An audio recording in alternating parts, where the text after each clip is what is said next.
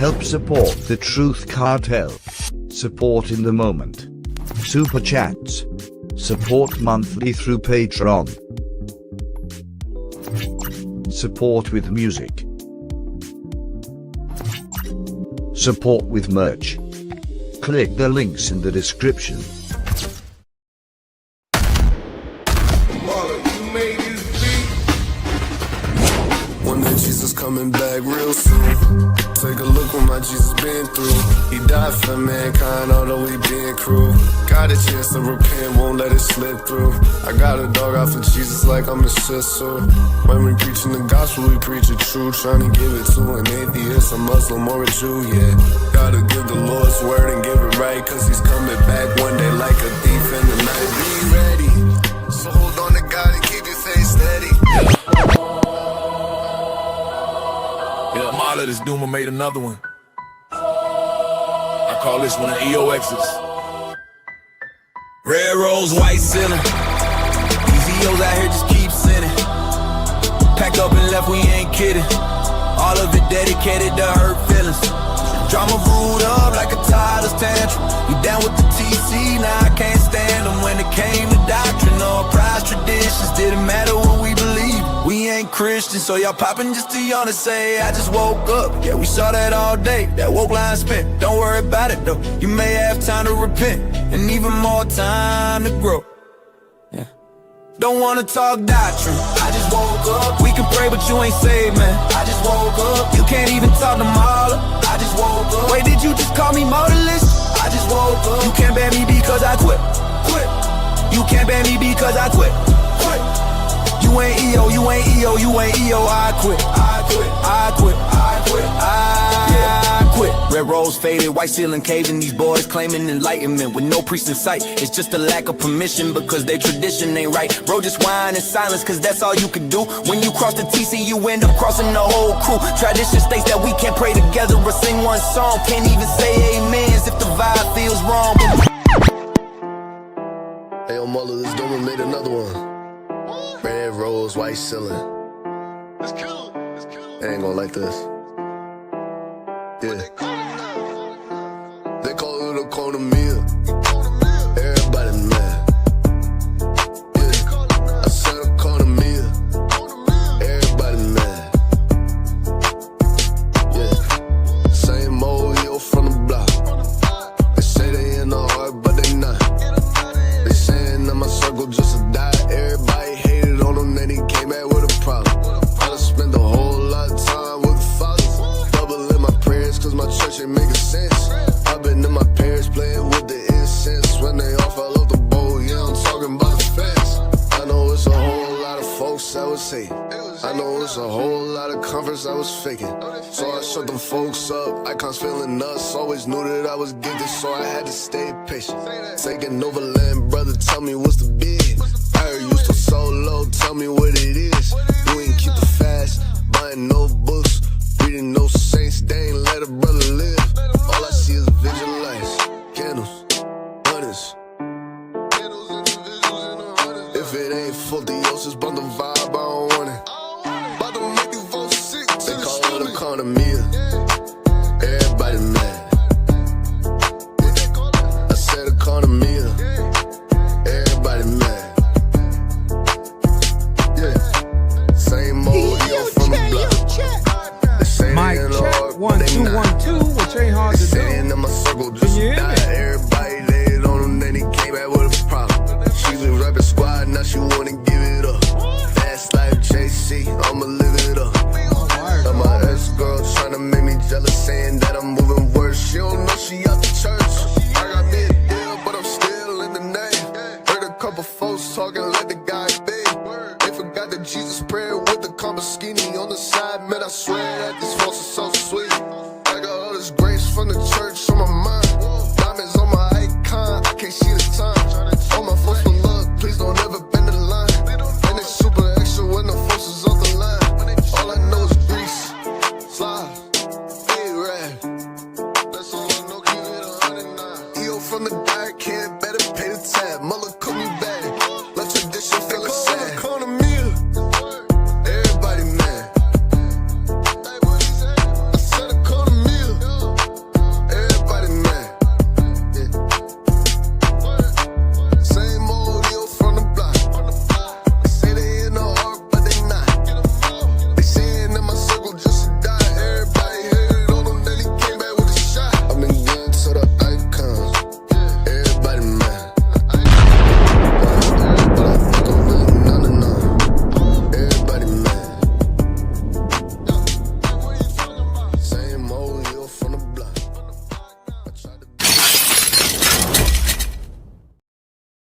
live on a Saturday night in sunny California, and it's still sunny and hot because I still got the ice in the drink. And by the way, if you're asking what's in here, it's water, or as you know, some of us Hispanics say, guare. It's guare. That means water, folks, in Spanish. What's up, chat? Yeah, I know it's Saturday night, but I left everybody on this cliffhanger. I was getting straight up clobbered, going, oh, Mauler, so you think Andrew Wilson won? And Mauler, so you think Candace won? I got both sides of it. And my point is tonight you're going to find out that I think what took place in this debate is such a huge development that most people are missing. But we're going to dig in a little tonight outside the debate to find out if my hunch is correct. And if my logic or my inference is working correctly according to Andrew Wilson, then I can deduce that some explaining needs to happen. Lucy? So if this is your first time here, I want to welcome you. This is the Cartel of Truth, and I'm your host, Mauler. By the way, hit the like button. I'm your host, Mauler, the unapologetic apologist, unequivocating evangelist, the poignant pundit, the uncancelable conservative, and why can't I be canceled? Well, if you try to cancel me, you'd be one of these crazy racists, because in the end, you'd be canceling a dumb Mexican. And it's very easy to refute me. All you have to do is click the link that I just pinned and posted if you disagree with me. We can have a chat, and we can just talk about it. And it's real easy, as somebody once told Jay Dyer, just pull up and destroy this dumb Mexican. Real quick. Just do it. I dare you. There's the link if you feel like doing it. But if you agree with me, I'm going to open up the show at the end, and then you're going to be able to give me your W takes on who do you think actually won this debate. There's a lot of chatter going on the internet, and I'm going to break down some of these sides. I'm also going to give you some inside baseball of things that I knew months ago that seem to be playing out in reality. And so the inside source was kind of right and true, and I can connect these with inference. I can go ahead with evidence and produce that the source that I was given, or the information I was given from the source, kind of proved to be true. So we're going to dive into that and all of that in a second. So before we get into the actual debate, let's just break down the other side of it, which we would, us Mexicans, we call it chismeons. Let's call it, let's get into the rumors and gossip, eh? So tonight, I am going to tell you a couple things that I didn't tell you last night about part one. And I want to be fully transparent here and completely honest that what I believed, my presup, all of us carry these presuppositions, that when we thought about watching this debate, I'm going to be honest with you. My framework, my paradigm was that Wilson had to do well, really well, not excellent, not perfect, not even a home run. He, if we're going to use baseball terminology, he had to hit a double or a triple. That's what he had to do. And if he did that, he wins. And that's where I was at. That's the bar. Why? Because you're the guy barking. You're the guy that's running your mouth. You're the guy that's paying $300,000 for the opportunity to destroy somebody. Right? Debate-wise is what he was saying. But what I told you, which started as a part of the whole EO war some months ago at the beginning of the year when me and JP embarked on this journey, which is, by the way, still going on now, this is closely tied to it. And I've shown you that when we had Andrew Wilson, come out to play, and he was smacked around by me in a couple debates, we're going to watch a couple clips of that. That all coincides with the grand scheme that was given to me by an insider. Before I get to that, though, okay, I want to tell you that from my perspective, my paradigm, where I was looking at this from, is Andrew Wilson needed to do really well enough to just not even have it be a debate about the debate. Is that fair enough, chat? Am I crazy for having that sort of expectation? Is that what we needed to see from the supposed king of debates? Was we needed to see him smack around Candace Owens. And I don't mean literally, even though it's funny, a white dude pulls up to smack around a pregnant black woman. You know what I mean? Let's get as racist as we can around here, apparently. But my point is, you guys get what I'm saying. That's what needed to happen. I believe. Now, I still ended up looking at the debate, and put that aside and said, I'm going to go ahead and go through the debate. So let me lay out what I talked about last night, that there's 2 debates happen. We essentially reviewed the first part of the debate. Now, beautiful part for us is that most of the first part of the debate was the evidentiary section. Okay, because they were a little bit more systematic, even though people complained about format. But the second part, tonight, is rhetorical. It's all a bunch of, hey, riddle me this, wizard me that. You know what I mean? It's a bunch of gotchas. It's a bunch of, oh, what do you know? Oh, what do you know? Oh, what are you saying? What are you saying? That's what's happening in the second part. Nothing wrong with that.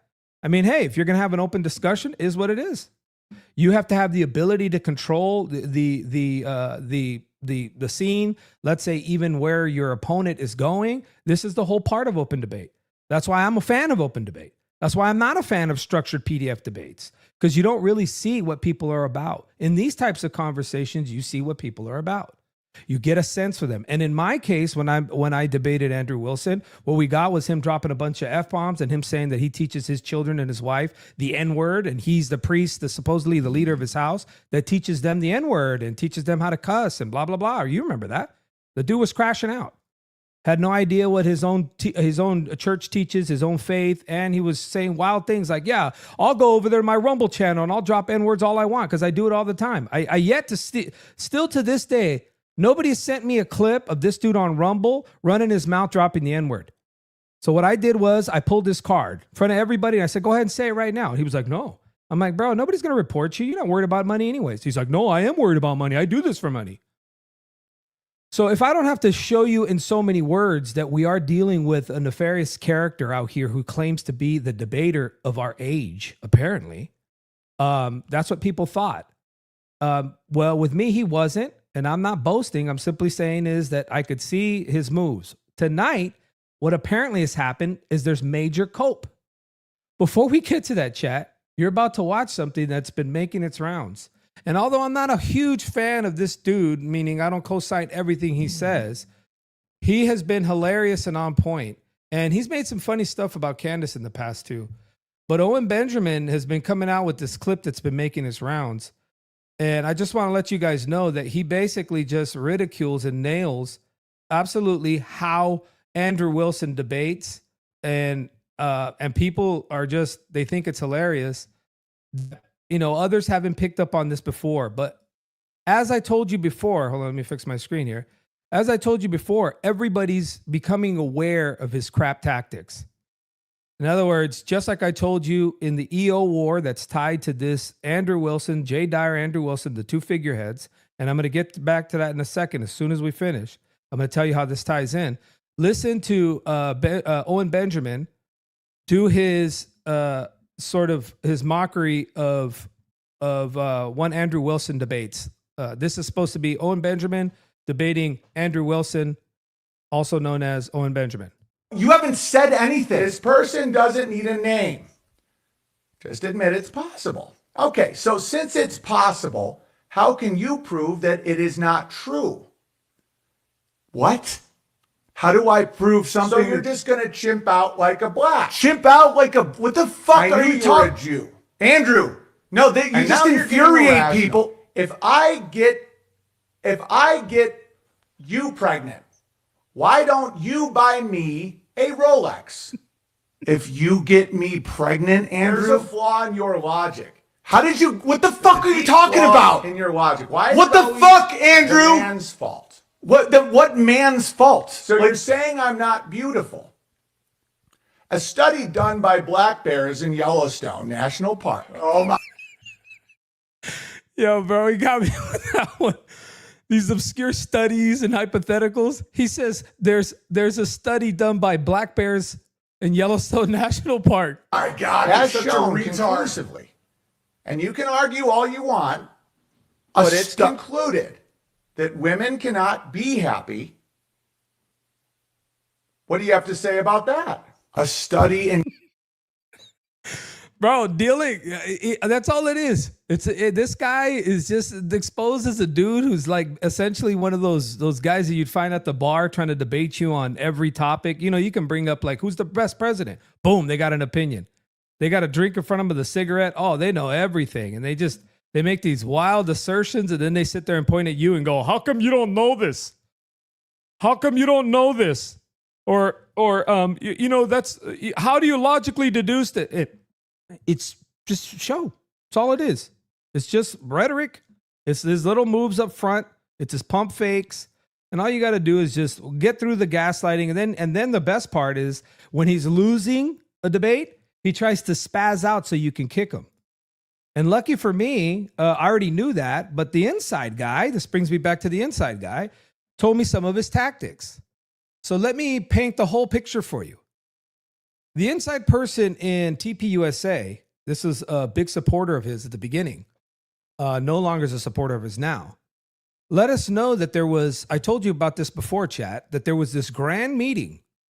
And the meeting took place in, I think, around the conference that they had in Tennessee. And it was an early part of this year. So think about how much you guys know about Andrew Wilson. He was popular, but beginning of this year, end of last year, he exploded in popularity in the last 6 months. And then now, of course, the great debate. But what this inside person told me was that they had a meeting. And the meeting went like this. Eastern Orthodoxy was going to be the head of the new conservative movement. And so what they began to do is build a coalition around Andrew Wilson being the political side, the liberal killer, and Jay Dyer being the quote unquote priest of the outfit, meaning he's the guy that knows the theology. And so they go out together, impress a couple of big wigs on YouTube, like Joe Rogan, like Louder with Crowder. I don't know what happened with Louder with Crowder. Ever since he had his little assistant guy. What's that guy's name? Jared. So they started to build a coalition. And then these guys, including Alex Jones at one point, got them connected with Joe Rogan. So are you guys aware that Andrew Wilson has appeared on Joe Rogan twice in the last 6 months? Twice, chat. Once him and his wife, the second time him for 3 hours again. Bro, have you ever seen somebody on Joe Rogan twice in the same 2 years aside from his friends? No. So then what gives? We got Louder with Crowder. We got Joe Rogan. We got Alex Jones that used to kind of prop him up. What's happening here? But you know the best part is that because this has become everybody's Candace or Andrew Wilson, he's become the figurehead. He'll take it because with it comes popularity. Back to the meeting. So the meeting is we're going to build a new Christian coalition. The new, as he put it, right? The new Christian Conservative Party, the Christian Nationalist Party. Okay. And so what he was trying to do as well is build more people in the coalition. One, and I'm proving it to you, is through a meeting and through, these little comments that these guys make about one another. But then all those comments start to drop off and they become buddies. So they even started to bring in Nick Fuentes to build a coalition. And all of these guys are working together. And how did they know? How do I know? Is that somebody was in that meeting where they're just talking about this grand plan that they're going to take over and they're going to be the new right. But there was a problem. This dumb Mexican and a couple of others that are online who started to challenge not only Jay Dyer's worldview, but also the political sort of plan and nonsense that they think they could build a coalition and dunk on Protestants and evangelicals, at the same time try to unite them and garner their support. In other words, one of the dumbest marketing plans ever, these guys put together and they thought they'd cooked up some great scheme.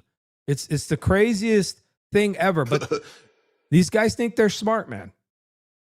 So they were like, Mwah, coming out of Tennessee, leaving their little meeting, and they went out. Now, here's the key. I was told by this individual that there was a very important individual who seemed to be from some prominent bank. I don't know if that's true. From a prominent finance company, one that probably you have a credit card in your wallet from right now. Okay? And that he was around this event. It seems to be. And he had a lot of power and influence. Now, I'm starting to believe that this person that was present at this meeting or this event around Andrew Wilson, and the reason he's got so much motion and clout, I think is directly tied to the money. I don't think it's tied to necessarily something organic. And now I'm beginning to believe potentially that connect was linked or is linked or could be to TPUSA. Now, it doesn't mean that he works for TPUSA directly or that they're co-signing everything he's saying. No, but they definitely contracted him already. And it makes sense where the motion is going. So here we arrive at him crying for a debate for 5 months or 4 or 5 months. The great debate. He wants to debate Candace because he thinks she has no evidence. Now, whether you think Candace has some crackpot schemes or conspiracies that didn't pan out and they're just crazy and she's just trying to make anything stick to get the views, it is what it is. It is what it is. You know, I mean, what are you going to do? But can you stop people from asking questions and wondering why parts of this investigation just seem to have gone awry? They just look like crap. Can I give you, you know, until we knew what was going on in the OJ trial, it feels kind of like the OJ trial. Just like that time that you guys didn't know, but, you know, if you don't remember, and some of you, you know, some of the youngs, they don't remember, is that during the OJ trial, we find out later that a cop actually got his blood, right, on a bloody glove that was at the scene and went to his house and put it in his car. Like, if you would have heard any case right now that said that any cop took something from a crime scene, took it to your house and put it in the suspect's car, you're going, bro, the whole case is thrown out. What? That's over. And that's exactly why OJ got off. Right? That's a big piece of it right there. So we're not saying that took place here, but we're saying there's a lot of evidence tampering. There's a lot of things that people have legitimate questions. So back to the whole grand scheme. If it is true that this is a marketing campaign, if this is true that these guys try to build a coalition, guess what? I got news for you, chat.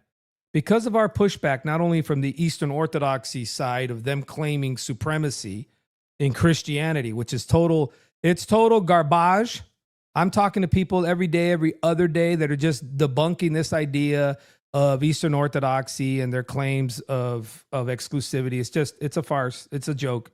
Good luck trying to defend it. If you want, you can pull up right now. We'll debate. We'll duke it out right now if you want, because it's no more. That is that whole script is falling apart. But apparently it appears that this whole coalition, that, let me tell you, it's this sort of Texas heterodoxy that I call it. It's where, you know, people started to move out of California, New York, these areas, and they went to Texas. These were these free thinkers, these truthers that came out of COVID-19 that's saying, hey, all of this is crazy. You know, Alex Jones, Joe Rogan, Louder with Crowder, all these guys that were these political thinkers, these guys that wanted to ask questions and get the truth, they all kind of joined together. And they all kind of had this circle and they co-signed people. So Andrew Wilson gets co-signed. And you start to see him propped up to the point where people are asking questions. How did this dude go from nowhere to now being on Joe Rogan twice? Well, he was smart enough to get on Joe Rogan because he started asking for this debate and he started dropping big dollar figures. So I think it got Joe Rogan's attention. But this is the question everybody's asking. Watch this. And be cautious. I'm gonna die alone. You'll find elk bones, you know, you'll find stuff like that. I found some coyote skeletons before out in the Nevada desert. Hiking into the deep will rats, like 80s Kim Cattrall. hot. That's it. Yes. Super hot. Yeah. Yeah. And it was like, I'm going to be like her. I'm going to be a Samantha. Yeah, I know. Yeah. Well, I mean, it was pushed on me really hard, and I was told. What you're seeing here is dates listing when this person, when this group, the Wilsons, have been propped up. Twice in 6 months. So what gives? Yeah, heroin. Who's doing this? Who's telling them? We don't think that Joe Rogan, you know, works for TPUSA, and that's not the push. But I think what happened was there was a group of people, even in this sphere, that are now starting to split, or they think independently. And one of them was Alex Jones. But Alex Jones got literally murdered last night and this morning, because he came out yesterday after the event, and he told us straight up that he believes that Candace obliterated him. And guess what? The guy that they kind of thought was the genius, Mr. Andrew Wilson, Look what Alex Jones thinks of him now as a debater. Watch this. Just say, give her a run for her money. This guy had his clock cleaned. Absolutely had his clock cleaned. And I don't get why they say this guy's like Jesus Christ or something. I mean, and is the catch me out, the ultimate debater in the known universe. I mean, when I debated him last weekend for 4 hours, and it's going to air in the next week, Brandon Strock put it out, or produced it. I mean, it was just all emotion and all just acting like he won a statement like, oh, everyone knows that, Israel's not manipulating the U.S. I mean, come on. Everybody knows that this and that's not happening. I mean, everybody knows that the NDAA doesn't merge the military with Israel. The damn bill says merge it, synchronize it, live time, give them all the intelligence. And what everybody's figuring out is that Andrew Wilson is a gaslighter. What he does in debates is that he'll just say things like, and so what? Even if I concede, you'll be looking at facts. Even if I go ahead and say, grant it to you, I'm going to grant it to you. Then he gaslights you and say, so what? When literally that's the whole debate. And of course, you got to know this stuff when you talk to enough personalities in your life. You come across enough interactions of people, you're gonna easily figure out what people are doing and manipulators. You even have Destiny, who, by the way, I don't respect in certain ways as a great debater. I've seen some of his debates, and they all do similar tactics, and you can just see the moves. But look what Destiny had to say about this debate and how Andrew Wilson just miscalculated big time. This is a rookie move. This move right here is a rookie move by one Andrew Wilson. So we're clear, you did tweet it. But it's not exhaustive. Yeah, just 5 seconds ago, you should concede. The funny thing is the way that Andrew debates is, if Andrew thinks he has the substance, he'll debate the substance. But if he doesn't, he'll endlessly be a debate pervert. The problem with Candace Owens is that Candace Owens is an absolutely like a horrible bad faith actor, right?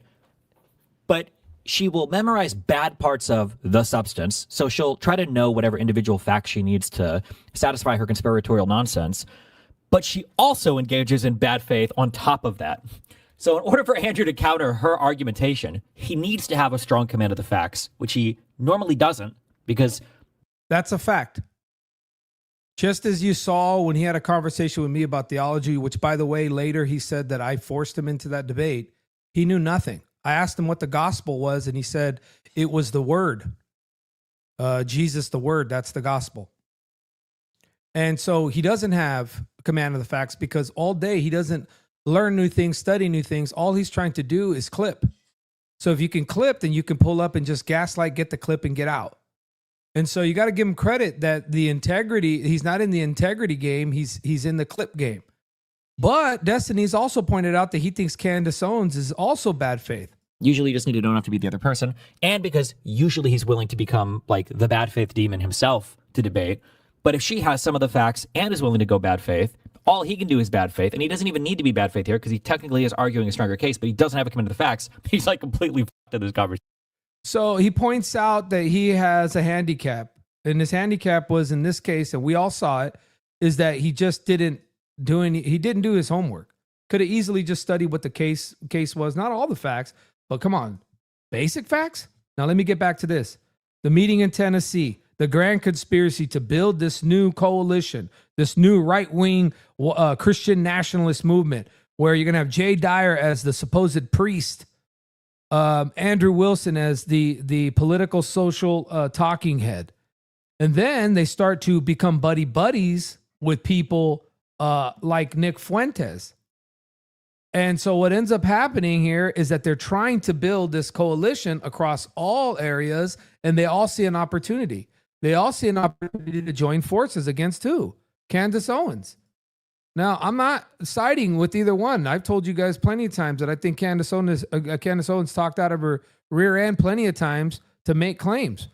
But you think that also somebody like Nick Fuentes represents integrity, honesty in terms of how he's dealing with people? He talks about his moves left or right all the time. All the time. In other words, not left or right as in like, oh, I shift. No, he literally shifts his position to please the left, to please the right, depending upon where he's at. In other words, it's a barometer to sort of get support, garner some sort of motion, just throw out a clip where he'll agree with the liberal left and he has a bunch of people going, oh my God, what did he mean? And then he can leave that in its sort of this staticky area of, man, why did he say that? And then he could come back and go right again. He does this all the time. Inconsistent. I just say it this way, or the way my wife said it. Would you do business with any of these people? I certainly wouldn't. I would never do business with some people like Nick Fuentes, because you don't know what you're going to get. So the coalition is built. They got Nick Fuentes aboard, and look what Nick Fuentes says before the debate. Before the debate, look at Nick Fuentes as he hopes and prays that Andrew Wilson crushes it. I may cover the Candace Owens debate this Friday. Very excited that they finally ironed out the details and they're going to do it. Send Andrew Wilson your energy. This is the big moment, and history is watching. Andrew Wilson is holding it down for all of us truth seekers, all of the rational people. I'm excited for this one because this is like the first time she's been publicly confronted, I think like ever. She did the Erica Kirk thing behind closed doors. She won't debate anybody else. So now let's see it. Time to put up or shut up. Now we're going to see this one. It's going to be good. That'll be on Friday. I might live stream it if it happens. We'll see. Maybe I'll do a recap afterward. I'm not sure yet, but I think that'd be a lot of fun to cover it live. And I'm rooting for Andrew, praying for his victory. He's really come a long way, and not to be patronizing at all, but I remember him and I used to have beef a long time ago. Yeah, I'm not surprised, bro. You guys are cut from the same cloth. I mean, aside from the part that you're trying to figure out, I guess, you know, what you're doing in life. People talk about, you know, his alleged you know, escapades in the LG world. Hey, yo!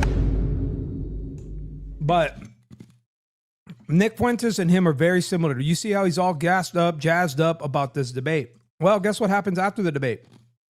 This is the tweet. The debate was basically unwatchable. But what is truly striking is how Charlie... What? That's it.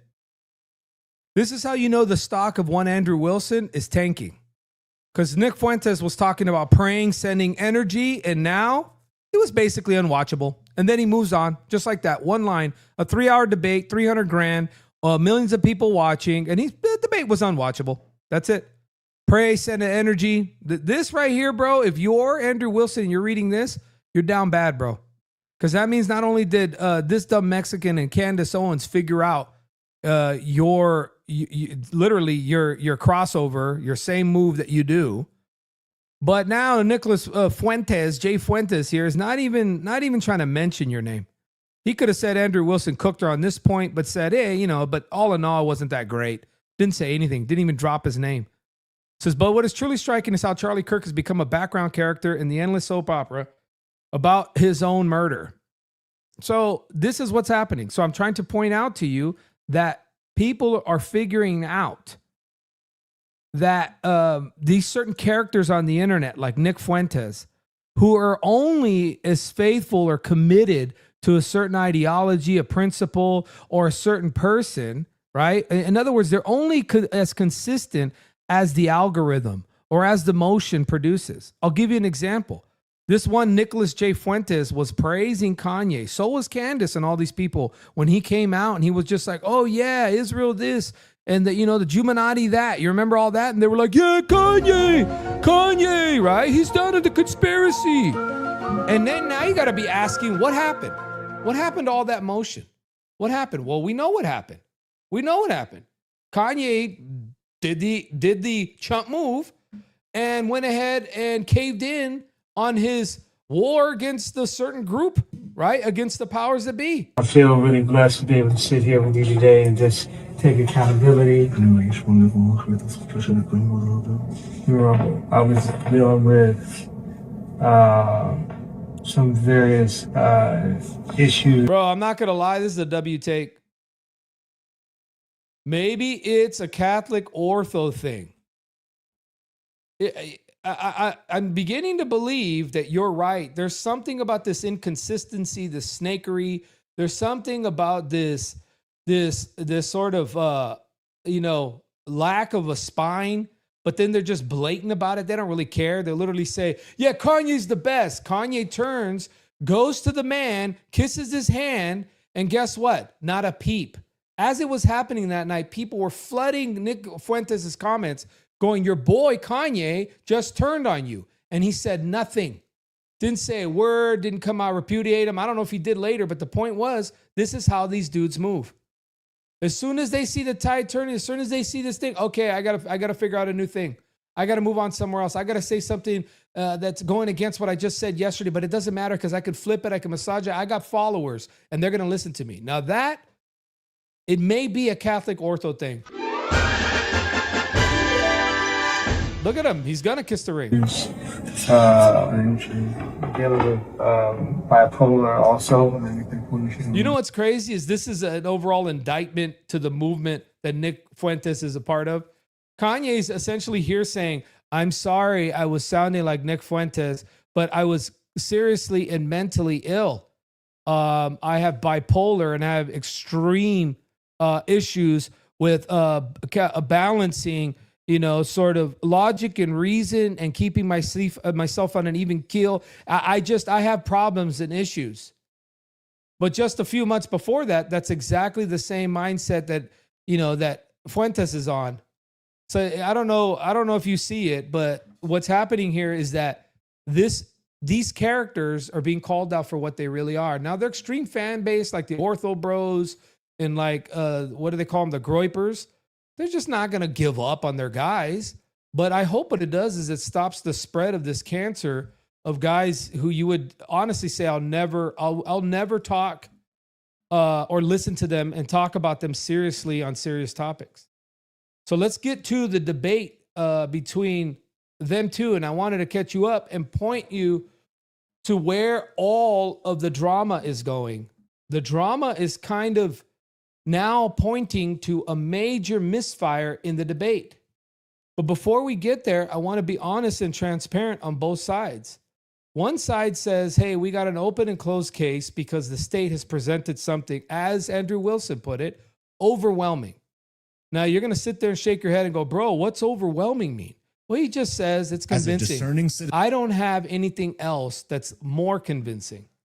So let's at least give him that. But I want to just show you the other side, not the Candace Fort Huachuca side necessarily.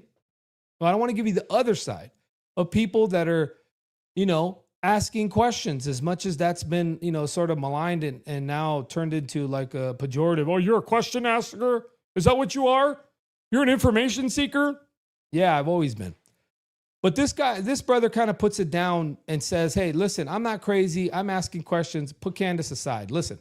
For Charlie Kirk, look at it and I'm like, why is this seemingly obvious case? One guy goes on roof, shoots him in the neck, runs away. There's a video, he gets caught. Why is it not dead obvious that this guy did it?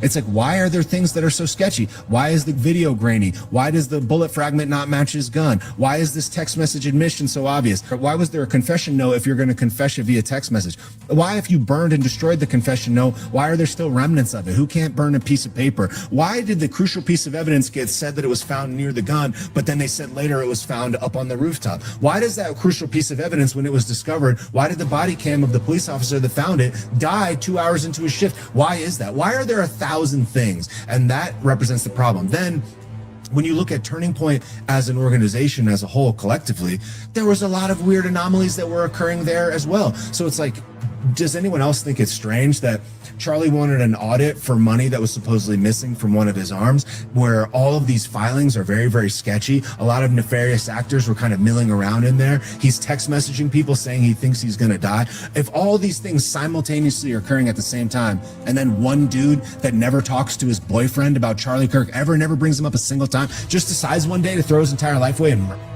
what the hell is that? Why are there 1,000 things? And to be inquisitive of that, to be investigatory about that, as an average citizen with the same amount of information as everybody, is met with lots of discontent, lots of anger, lots of fury. You're evil for doing this. You're Candace. And it's like, when you combine all of those things, it just stinks. And it bothers me that that's how they're framing this. And that's sort of the honest assessment from people that are asking questions. And I know this gets people upset, but you know, I can't sit there and dog those people out. I can't sit there and say, oh man, they don't have legitimate questions. And I know you're convinced otherwise, but I just want to say there's coming from two paradigms, from two presuppositions. Okay.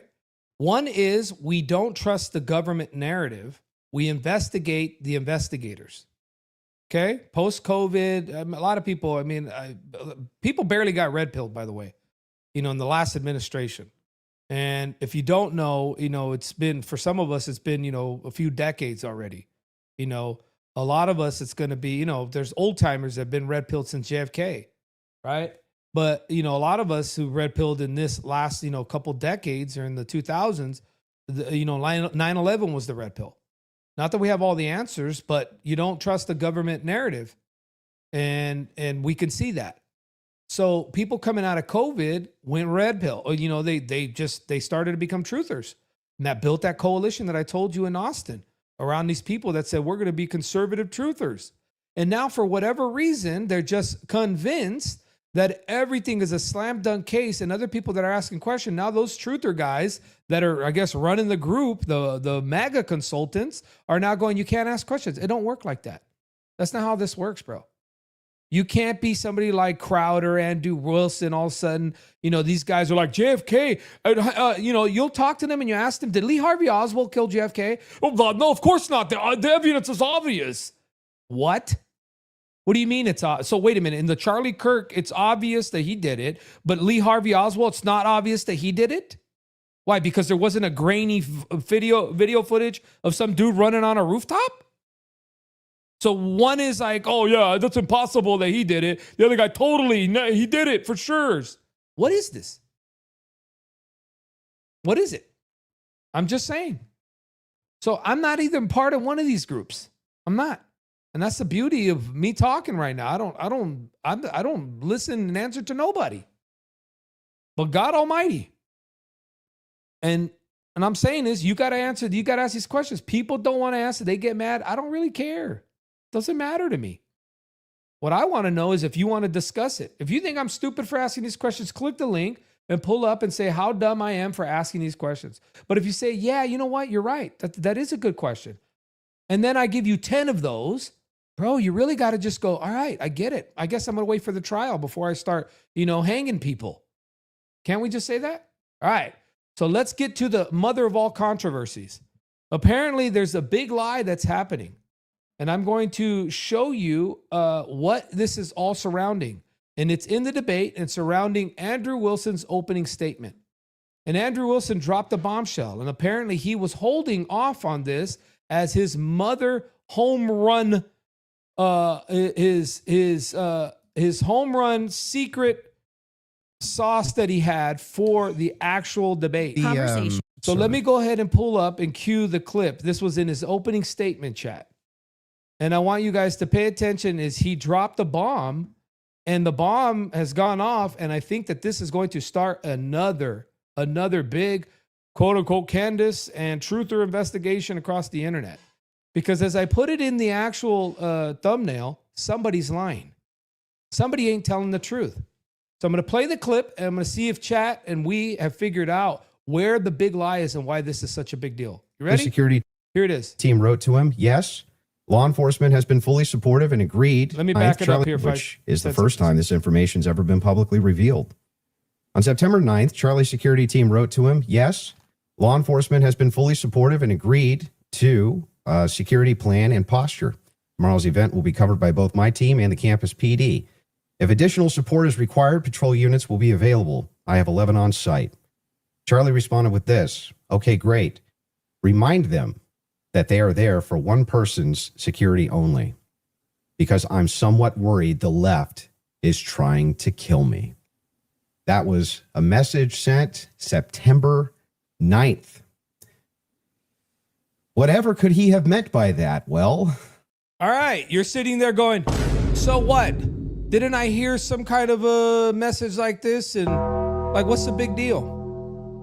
Well, the big deal is this, is that one Erica Kirk boasted over and over, right? that she had his phone.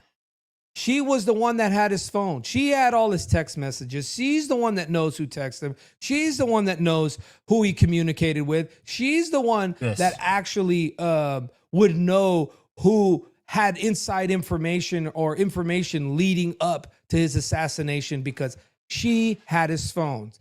And you heard Andrew Wilson. He said a text message.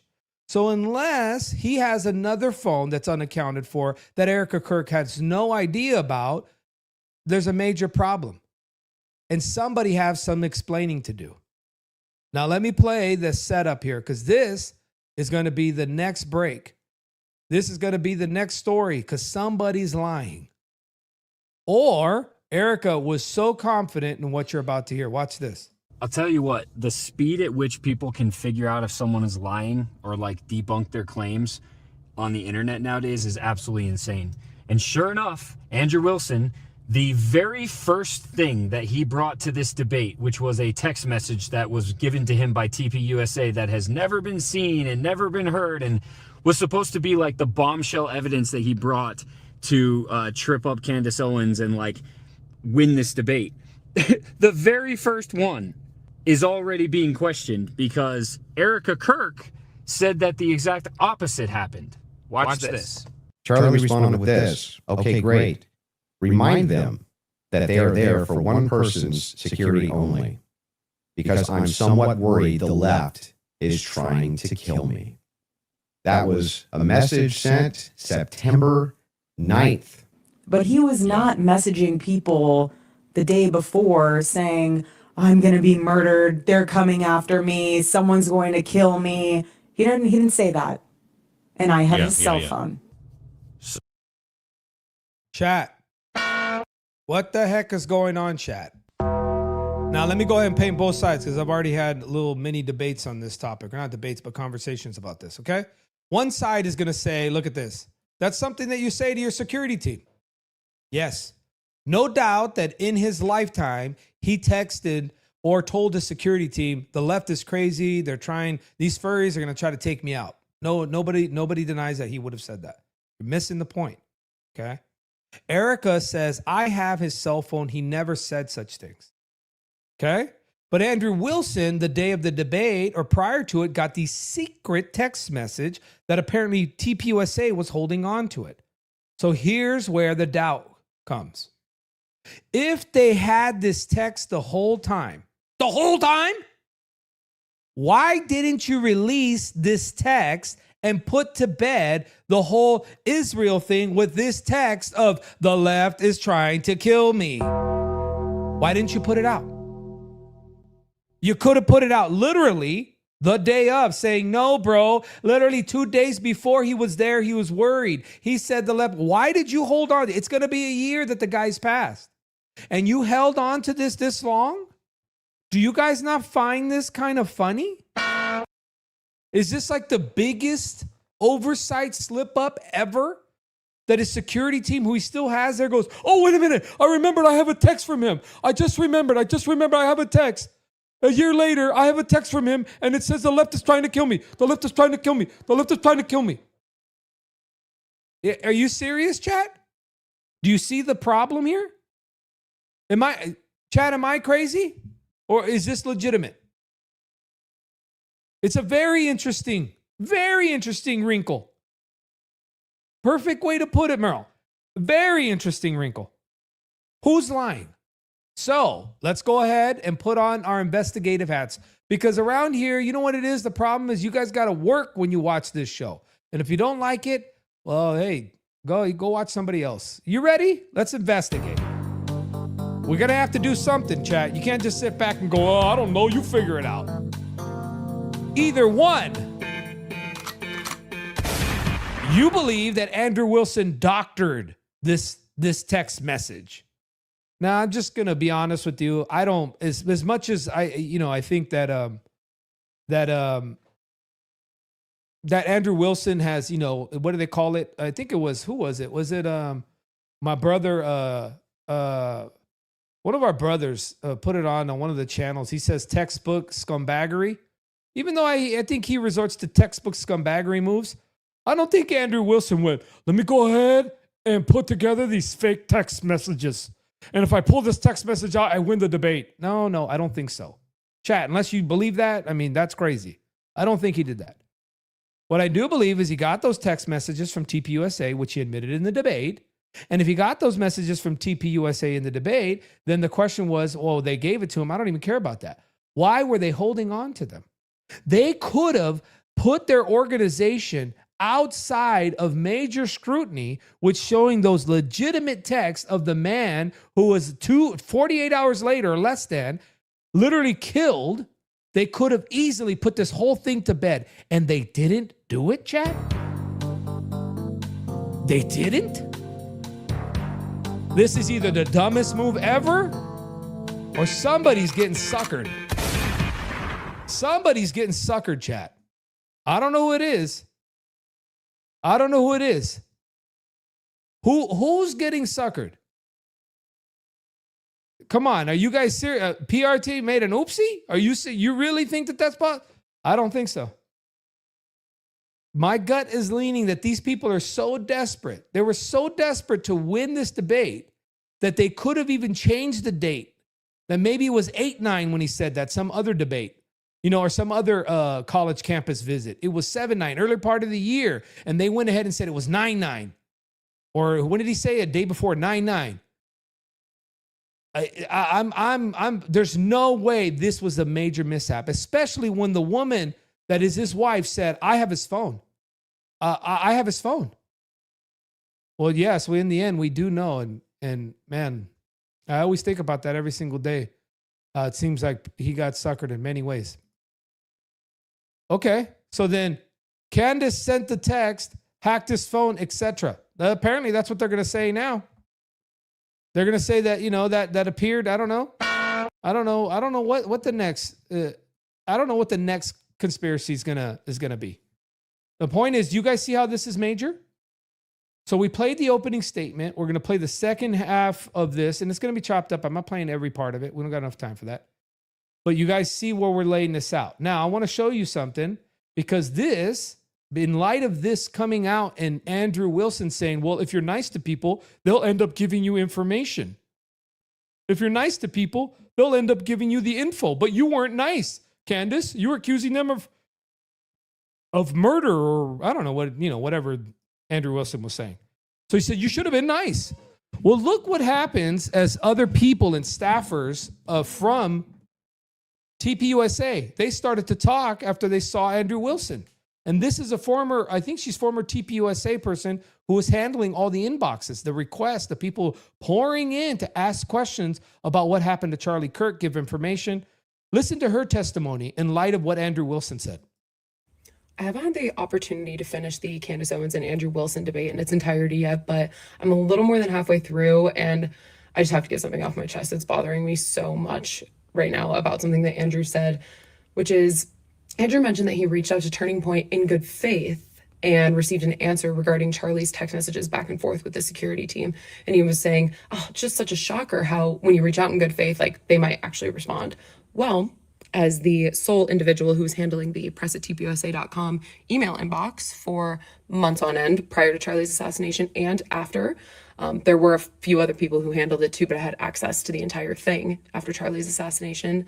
There were so many people who reached out in good faith, both reporters, reputable reporters, and just normie individuals just from around the world who reached out in very good faith with just these kind of similar and questions. And we were told explicitly, you don't respond to these people. We didn't respond to any of them. So that's number one. Number two is that when I was fired, I actually mentioned to Turning Point leadership, both to Andrew Colvett and Marina Minas, that there were staff who were concerned about 9/10, who had questions and who certainly were asking these things in good faith. I mean, these people had uplifted their lives, moved across the country, put off school, done all kinds of things to work for Turning Point. Those people were always acting in good faith, and they had questions too. And it was an environment that was not safe to be asking those questions. And certainly I'm a product of that. Wow. Sounds like this whole good faith Andrew Wilson move doesn't sound too accurate. It sounds like somebody was withholding information, which, by the way, TPUSA has every right to do that if they want to. But why the drop now? Why the drop of Andrew Wilson getting this text that the left is trying to kill me right before the debate, when they could have ended a lot of the nonsense right that same week? They could have released this text message showing, see, you guys talking about Israel, you guys are morons. Look what he said the night before. He said the left is trying to kill me. This is just more proof.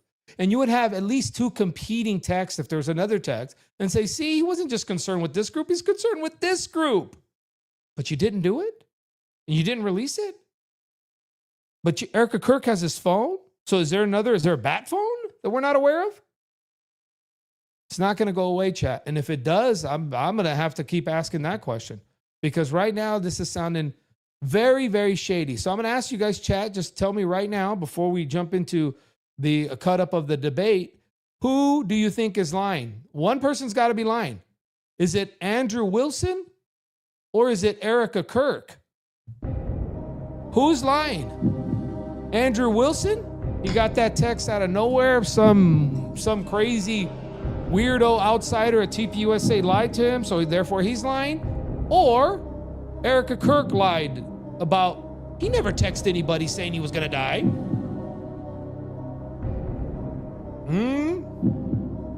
Neither.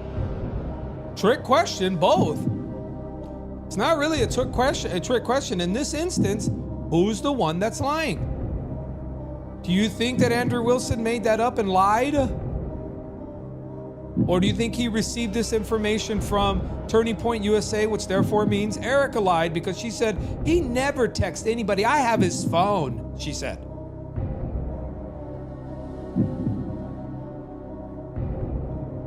Little bit of both? All right.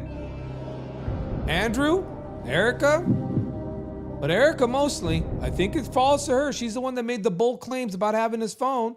Can't trust either of them. I agree. He received the info, so I think it's harder for me to say that Andrew lied. I just don't think that he would make something like that up. He was reading that with confidence, real supreme confidence. I doubt he would make it up. Too risky. Exactly. So then we're staring at an organization that continues to drop the ball. From Erica Kirk sparklers to, talking about the sales and the amount of people that are at her husband's funeral, all of these things that just keep coming out, they're bad looks. So just as we can say that the feds conducted a poor investigation by destroying evidence right in front of everybody in 72 hours from the crime taking place, to now the actual institution that he built just handled this poorly. I mean, it's just one after another, bro. What are we doing, chat? Maybe there's so much information that it isn't one person that has it all. Well, that's true. But remember, you had 1 year coming up to go through it. And within 90 days, heavy conspiracies that Israel and this person was involved, and Mossad and all these key words. You could have easily come out and go, bro, his security team received this text message. And then you'd put it on the screen like this. You'd be like, bam, 24 hours before he passed. Look what he said. Shut your mouths. Easy. Chat, right there. Done. Over. It would have been literally over. Nobody would have argued this. Yeah. All right, I mean, I'll still look into the Israel thing, but dang, he said that? Somebody must have tipped him off. He must have been hearing chirps like we saw in the Discord messages with the furries. Right? Okay.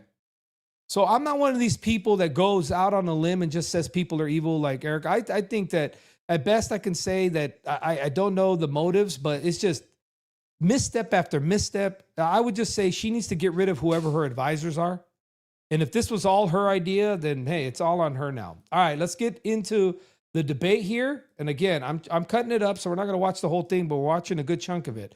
But I want to point out here, we were at 11-10, chat. Is that not where our point score was? 11-10, Andrew Wilson was up. When he hit the three-pointer at the end, which people were upset with me about, that he hit a three-pointer. But in the end, he did. I think that in that first portion, Candace Owens could have been very, very clear as to the evidence that goes from, doubt in the prosecution's case, the inference that can carry over to Patsy. There's a couple of different ways I would have done it. I don't even want to talk about it. Let's get into it as the second half of the debate, the rhetorical part of the debate kicks off and it gets really, really chippy. Let's talk about the Foreign Legion. Sure. Was the Foreign Legion, do you believe, trying to kill you? Yes, that's why I. Oh, wait a minute. Let me back this up a little bit because the Foreign Legion is kind of boring, but let me back it up to where he asked her straight up about TPUSA. Watch this. Meta conversation. Right, We're having a but meta okay, so debate. now we're transcending. Like, let's use I a mean, word there's no- to there's use a no- word nothing that you're transcendent. saying. But this is what you're doing, right? So Okay. this part to me feels like a So bit of am I a. allowed to ask the questions? I've already said you can ask questions, Then but I let me made it ask very them. clear to you Yeah. via email and with you in conversation Mm-hmm. that we should be speaking. This Yeah, I isn't know, like but you I get to wanna- sit. I wanna like ask said, you if you some wanted to questions. depose me, you should join I'm not Brigitte deposing Macron's you. defense team. This But is you're part- like, I'm this just is a going to ask questions. legitimate Can part- you answer it? Blah, blah, Yeah. blah. It's like, I don't know what you're going to ask. And I I'm know, going to and answer if as you I have see issues fit with because it, I'm not. I get it. Yeah, I okay, get it. just so we're clear. Usually in the debate, if something's not loaded, I'm just direct with Because the you kept question saying at I'm the Joe answer. Rogan. They had no evidence. And now you're like, let's move away from the evidence. Let's talk about trends and dentals. Yeah, okay. Anyway, so direct question, super easy. Was Lance Twiggs DNA on the rifle as far as you know? We can't say that for certainty. As far as you know. I already answered that in the first part. We can't say that for certainty. I told you the context of which they spoke about those things. So no, as far as you know. We can't say that for certainty until we know what other the 5 sets of prints were So on that there. would be no as far as you know. We can't say that for certainty. You can say no as far as I know for certain. We can't say that for certainty. Actually, You can't say just so that for certainty. if your energy here is going to be like you're my dad and you can tell me how to speak or what I'm supposed to say, you're just going to come up against the wall. I'm Okay, familiar with but- this debate strategy. but I Like, am just yes or no, telling yes or no, you. yes or no. We're not debating anymore. We're having a conversation. So I already addressed that in the first half of this. And this is I get what Andrew Wilson's doing because you'll do this as you put their feet to the fire and you're trying to control the conversation. So you'll say, so no or yes. And I do that. And I did it to him. In fact, I could show you that where me and him were going back and forth in our conversation, our debate, where we're trying to assert that sort of control or that dominance, where I'm saying, so yes or no, because he was asking yes or no questions.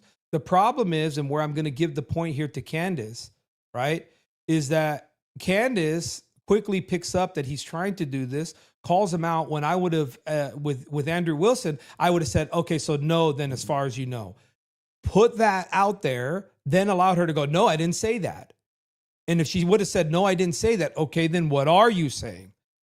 But he didn't. He kept saying, so no, as far as you know. And then asking her. I would have said, no, as far as you know, thank you for answering, and then assumed it moved on and then allowed her to pull it back. But if she didn't pull it back, then boom, there you go.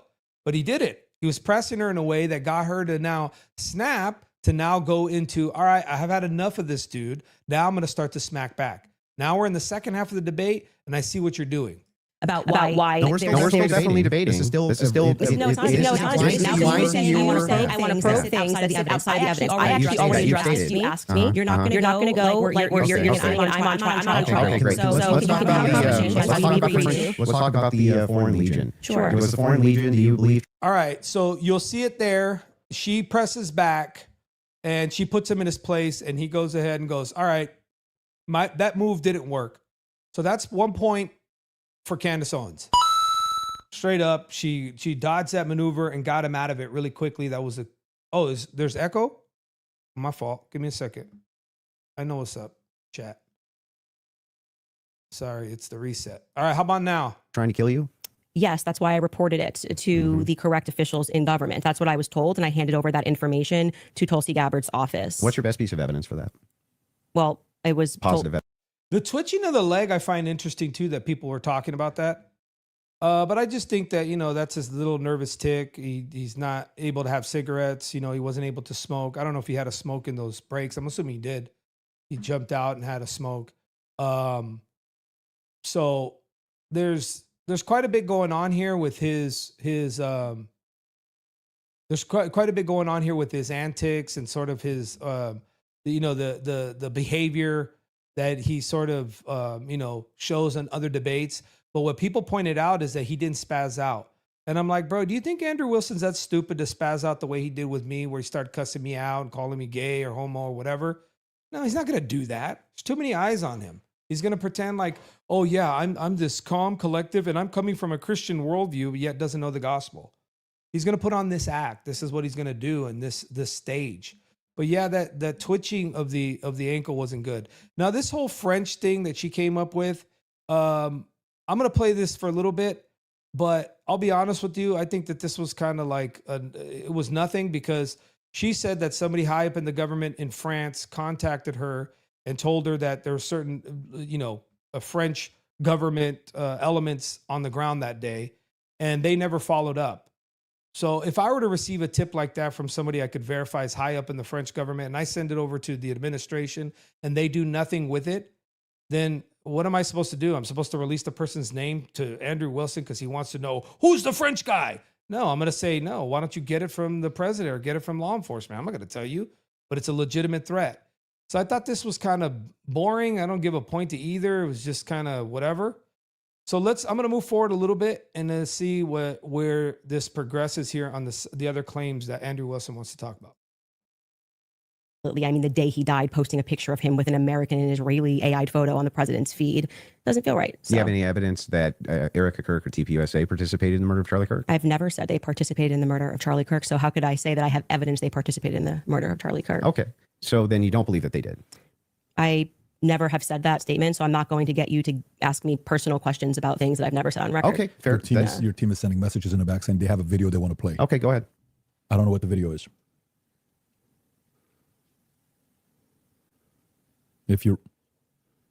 Yes, you said that there's a video you want to play that Candace said she has full confidence Israel was involved? Yep. Yeah.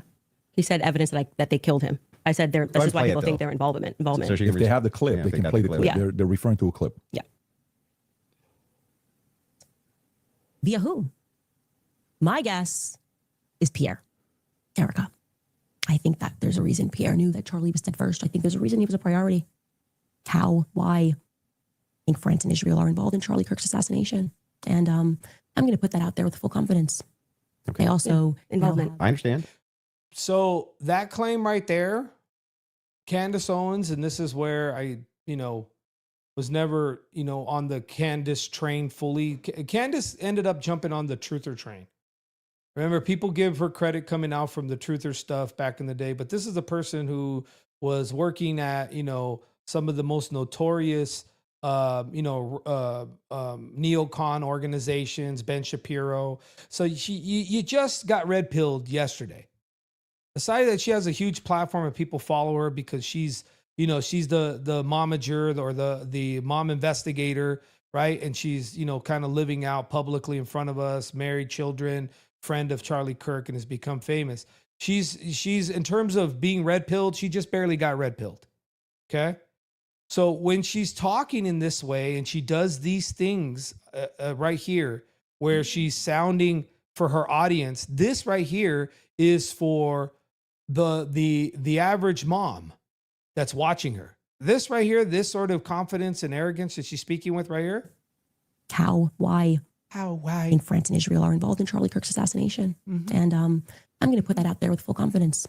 All of that right there. And this is what I want you to do. If you're a Candace fan and you're really like, why are you saying this? Because I don't care. I'm sorry, I don't make money doing this. So what are you going to do? Pay me? You know, shut me up? No. This right here, I want you to do something. If you're a Candace fan and you're one of these moms in middle America going like, what? Like, what are you saying right now? You don't believe that there's irregularities, Mauler? Yes, I do. But I'm also, if this person were speaking about my child, about my wife, if Candace was talking about this right now, yeah, I think your wife was involved. And I'm going to pick, this is what it is. It's a blatant claim that there's involvement by my wife. I'm not going to sit there and look at this and say like, what? Or vice versa. My wife is being told, yeah, your husband. You know what my wife's going to do? What? Put up the evidence. Where's your evidence? So cut it out.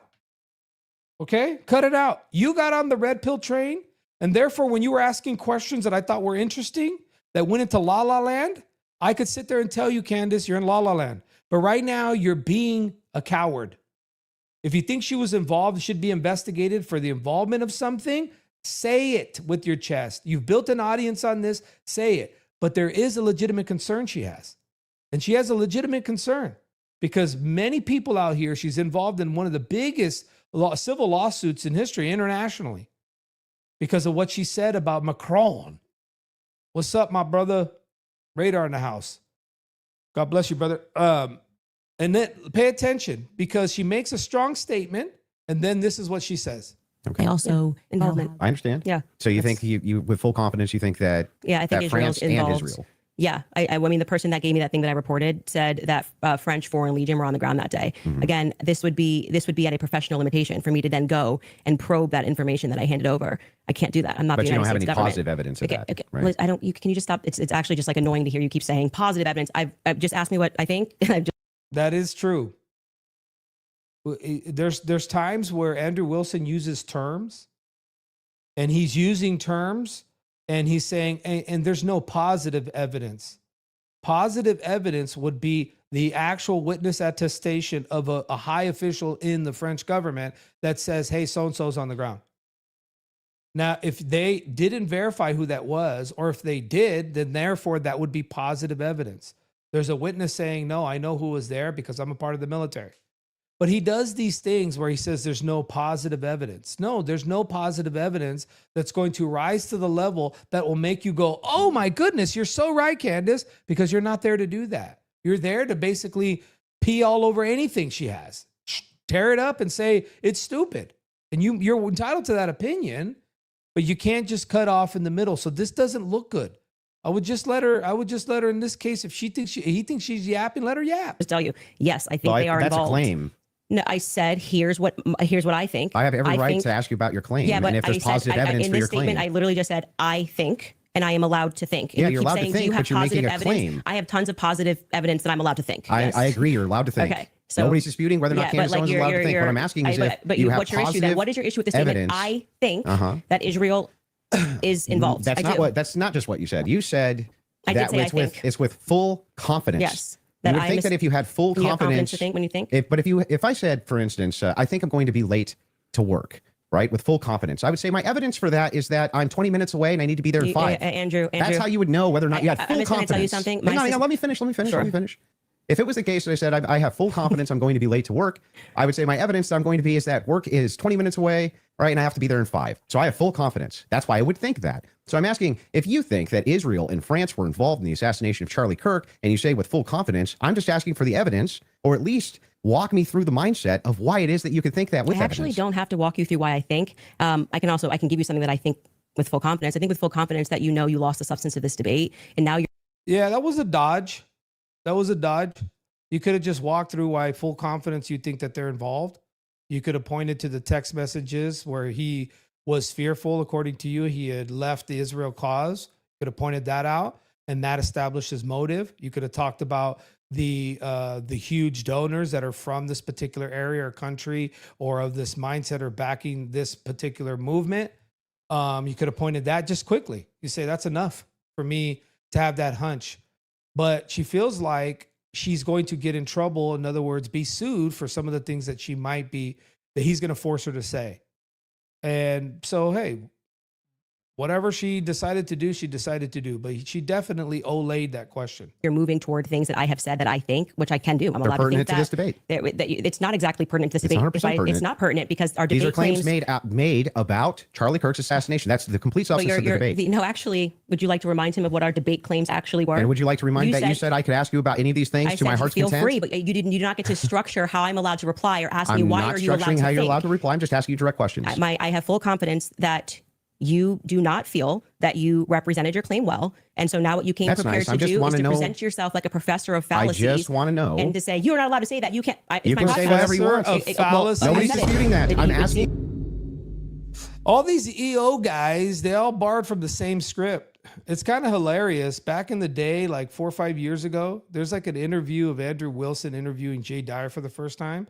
And Andrew Wilson is like a little puppy around this dude, acting like he's a god. It's kind of funny. You should watch those videos. It's weird how these, oh my goodness, Andrew Wilson. Who was it? Who's in the video? It's Andrew Wilson and somebody else interviewing Jay Dyer. And Andrew Wilson's like, oh my God, I respect you. Oh, you're the greatest debater. And what they turn out to be, Candace, that was kind of a take. I'm going to go ahead and give Candace a point because a professor of fallacies is something that he did in the first part of this debate. That's a gotcha point.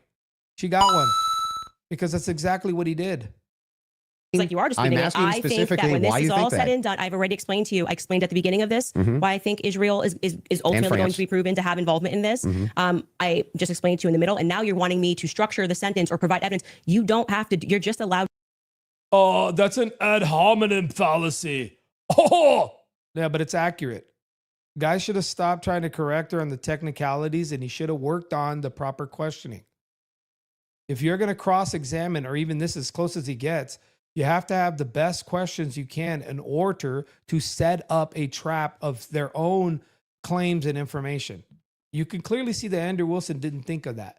He allowed a team to kind of line up, watch videos for him, give him talking points, and he came in and he fumbled that. Rather than looking at the person that's in front of him, who has certain capabilities, but obviously fumbles when she's asked direct questions about certain inferences. So you could give her an example. Just say, walk me through. A happened, therefore B happened, therefore C happened. So what's A, what's B, what's C? How do we get to Patsy? But he wasn't able to do that. So he messed up. That's his problem. And I don't take away points, but I'm just saying this is why this was a major mishap or a missed opportunity for one Andrew Wilson, who paid a lot of money. Yo, my joint has been acting weird. This arm's moving, chap. I'm gonna have to do something about this. To think, and I've explained to you my thought process. I don't need to structure it in a sentence. If you feel like a professor today, you picked the wrong day. Don't you think that like tens of thousands or hundreds of thousands of people would want to know what Candace Owens' positive evidence for why it is that Israel and France were involved in the most traumatic public assassination of Gen Z's lifetime is? That's why they watch my podcast. So you're just going to drip to them? Like, here's why I think that? Every time we come across any of these discussions, they're watching this in context and they know why I'm saying it. So, for example, when you're bringing up, well, Candace, where's your evidence for France doing this? I just told you someone who was high ranking in the French government, right? Who's nameless? Of course. Of course. Of course. Of course. But so there's good reason. Yeah, okay, because he has to name it to you, Andrew Wilson, so that your team of cigarette smokers in the back can look it up in Google and go, oh yeah, and how do you know it's him? What? You guys all in the back, like puffing the same ganja that you think that she's going to give you the name? Like, oh, of course, we're going to give it to you, Andrew Wilson, the guy who blew $300,000 just to talk to her to get a name from the high French government official that you're going to know. Sure, unless one of your organizations that sent you there wanted to know who that dude is. Who knows? But you're looking stupid for asking for the name. You should have said, did you give that name to President Trump? Did you give that name to so-and-so? The obvious people she has contact with that you don't. So it's not a conspiracy, though, if I then took it to the federal government. Like, you can't just go out there making a claim to the federal government. You get in trouble for making false statements and things of that nature. So, and then you go, well, I'm going to probe that. Well, how can you probe that? This happened to me. Ask you, well, this that's is my not what I'm probing podcast. specifically. This is my podcast. I'm sharing my life and my experiences and what has happened to me. And you're basically coming in like you're going to, regulate how I'm allowed to say it? If I'm not trying to regulate say anything. I'm asking very pertinent questions. You're sounding a bit like a professor trying to regulate and say, Candace, you sound very defensive and like you just don't want to answer questions. I did answer your question 3 times. I just didn't say it in the way that you wanted me to say it. You just kind of obfuscate and you run away from it. But I would like for you to actually focus on it. Let's just go through every clip that you guys have prepared, because it's pretty... I think with full confidence, people will recognize the strategy that you're trying to employ. So let's get to the next clip you have prepared. Sure. They can pull up whatever clips whatever they want. It is that you guys have prepared. So I would still, on this point, I just want to make sure that you have full confidence that France and Israel were involved in the assassination of Charlie Kirk, and you have no evidence for it at all that you'll give us. Well, I already did tell you where it came from. All right. So they get to that part. Let's forward over to the 2-hour mark. And this is where they get into a different line of questioning, or Andrew Wilson moves to a different subject. Do you mean they should answer questions where, like at a police station? Like, no, what are you just saying? like if you want people to come in and answer questions for you. I have questions about this in the investigation. I have questions about this. I have questions about that. You want them to answer your questions. Doesn't it seem totally fair that you answer back the questions people have for you? No, they're not answering our questions. So it's also fair that they don't answer them. So you're That's okay. why I said Andrew Colbert should be in this chair. He's not. Wow. Great point Candace Owens makes. But hold on a second, chat. Is this Andrew Wilson whining and crying about a 1-for-1 question? That it's only justified that if you ask a question, the others should be able to ask their questions too? Say it ain't so, Andrew. Say it ain't so. Because, Andrew, when I told you that, you looked at me like I was, loony? You're like, what? Why would I do that? No, I want to interrogate you, Mauler. You're going to have to listen and answer my questions because what I want to do is an internal critique. And what I'm going to do is I'm going to label it as an internal critique and go around saying, you don't know what an internal critique is? No, we said we were going to have a conversation 1-for-1. We agreed to it. And now you don't want to have a conversation. Let's go ahead, chat, and flash back to the situation where ironically is played out in this debate, where now Andrew Wilson thinks that it's only fair and just that people point out their positions. Remember this? About my What do you mean? So you don't want me to engage with you as a That's man correct. and ask you a question? That's correct. Just purely Okay, then you don't want to have a engage in conversation. defense. You don't want to have a conversation. No, I just want you to purely defend Okay, your position. I'm purely defending my position all the time. We have an open live all That's the time. all I'm looking for. Okay, All right, well, I if said you're looking for that and you don't want to engage in a conversation because you're scared, then you don't have to. Yeah, well, I just want to see if you guys are Okay, what do you mean? You want to see up to what? engage in What's your polemic. criterion? What's your criterion? What exactly is your level to be able to prove? That if it's the case What- that I what- take a position, stop, I'll tell you. Wait, no, If no. it's the I'm case, asking you. I'm- Hold and on. I'm I just trying want to to make sure that answer. I know. And I'm I trying want to to make sure answer. that the question's clear. Okay. What What are- criteria? yeah, what what? actual What? categories, boxes are you checking Who to cares? prove to you, the person who doesn't know anything, Yeah. that I know what I'm talking about? Well, I would just ask you a sequence of questions, and if I don't know anything, then you should be able to defend it fine. Okay, but how would you know that I answered Why those would it questions matter what I correctly? knew? That would just make me. What do you look mean? like a fool. It literally matters because I think that you're a coward and you're What does scared to that have a have to do with conversation. anything? What do you mean? So, being a dishonest actor, if a person pulls up to ask questions about things that they don't know about, and this ties into our debate with Candace Owens, the debate with Candace Owens. In the debate with Candace Owens at the very end, which is of its spoiler alert, hits him with the same thing. You're a dishonest actor. I don't think that you actually care about this case, and therefore you're being fed a narrative, questions about certain points of this case to make just fallacious arguments or arguments that have no weight. So you're being dishonest. You don't know why you're here. You don't know what the substance is about. You got a couple of ideas, and you came here just to wing it. And guess what he's doing with me? He's trying to force me to answer only my side when we agreed a week before this that we were both going to be asked and answer questions. Look what he's doing. Now he says, no, you only answer. But when he's talking to Candace, it's only right that we both answer questions. I don't So care are about you a your, I don't coward? care Are you about your scared or feelings. no? Are you Are willing you to scared defend or your not? positions I'm or asking not? you a question now. Now Was you got to JP engage. Was JP? Are when we you come on the scared? show? Okay, Would are JP you come on when we scared went on right the show? now or I'm no? here, 1v2. Okay, what do you mean 1v2? JP, get off. It'll be 1v1. All right, Okay, so yeah, here we great. go. JP, get so off. then you and I, we can No, ask. no. we can JP, ask yeah, the there we question. You and I. Yeah, you and I. Now you and I can talk. So you're not now gonna there's engage no in running. polemics, right? There's nobody pulling up anymore. So you're not going to engage in There's polemics? nobody running. There's no secret. There's no secret guy's going to help you now. Yeah, It's just you and okay. me. Got All it. right. So you ask me your question, and then I'll ask you a question. Is All Jay right. Dyer okay? Here's my question. What do you mean? Is Is Jay Jay Dyer Dyer okay? I'm sure he is. He's Is Jay fine. Dyer correct in his assessment that you only engage in polemics? No, he's incorrect. Now, let me Okay, ask you hang a on, question. hang on. No, I got a no, follow-up. no. It's a 1-for-1, bro. It's Okay. a 1-for-1. So this is where Andrew Wilson never put this conversation up. He hid it, never put it on his paid platform. And essentially he gets ragdolled for like an hour and 20 minutes with me. And what happened is after this on Twitter, he said that I forced him into this conversation. And I don't know how you force a grown man to stay in this conversation, but if he means force, that I knew he was not going to back out, that he was going to try to spaz out, call me every name in the book so I could throw him off. All of that I knew because JP's my witness. I told him that he was going to say 2v1. JP got off. I told him he was going to try to spaz out. All of that predicted, check mark, everything that he did, it was checking boxes. And literally JP was like, bro, how'd you know he was going to do all that?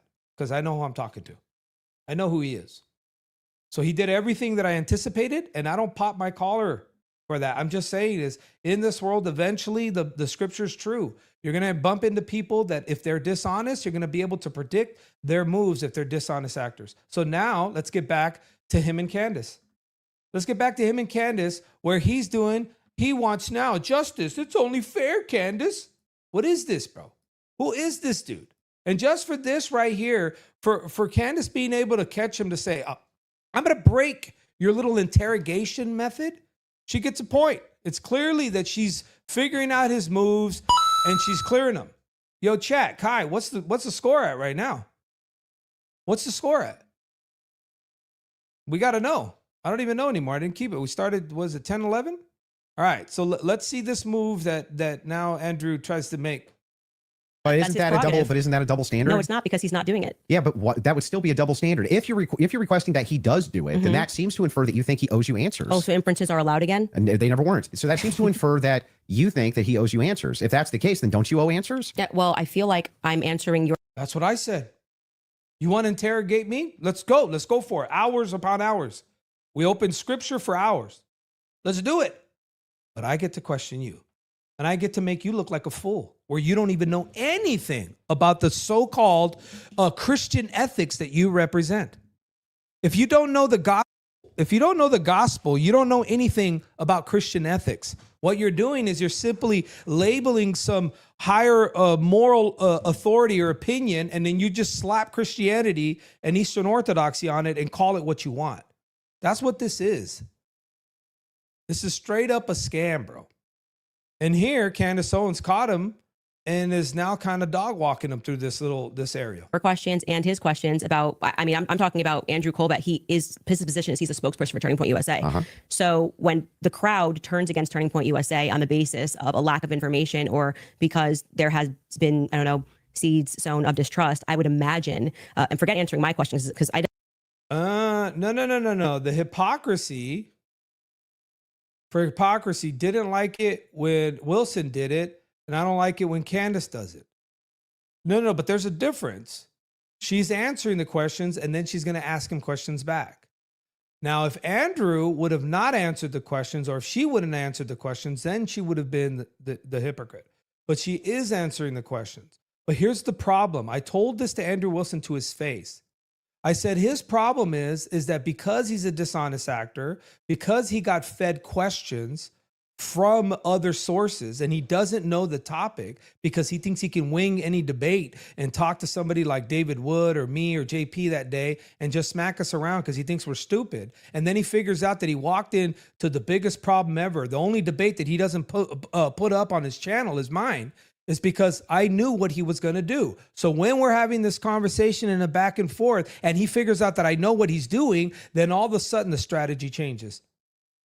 But a dishonest actor would pull up, pretend that you know the topic and pretend that you have questions in mind that you have no idea what you're talking about. If that's not dishonest, I don't know what is. This is how he approaches things. And I hope over this time, over people like Alex Jones, Joe Rogan, who had him on twice, that everybody's starting to figure out that this dude is a fraud. This dude is a fraud.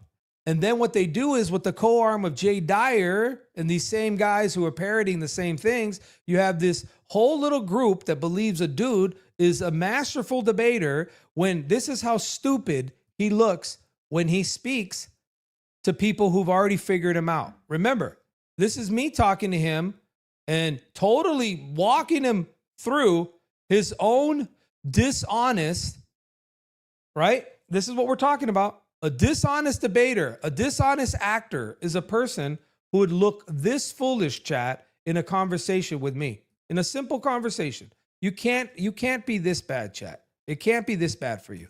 You know what once saved, always saved is? No clue. That's why I'm asking him. So who instructed you to ask these questions? Jay Dyer? Nobody. Me. What? You're asking about positions that you know nothing about? Yeah. So you don't know what questions you're asking, and you're telling us you didn't get them from Dyer. So who'd you get them from? Me. So you woke up and said, does David Wood believe in once saved, always saved? And then you showed up here to ask the question? Why?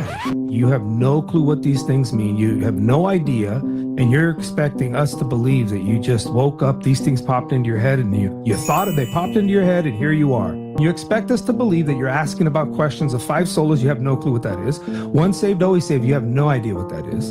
And then you're telling us that all of these questions that you have, they just magically appeared apparently in your mind. You think we're idiots, or you think we're stupid? Because nobody believes this. I don't think the chat believes this. I don't think your audience believes this. That you woke up and you said 5 solas and once saved, always saved. I'm gonna go ask David Wood these questions. Nobody's believing you, bro. So already what we're understanding is that today A third question that I'm assuming you're not going to know anything about, you're about to ask him and this popped into your head. All right, go ahead and ask the third question. Yeah.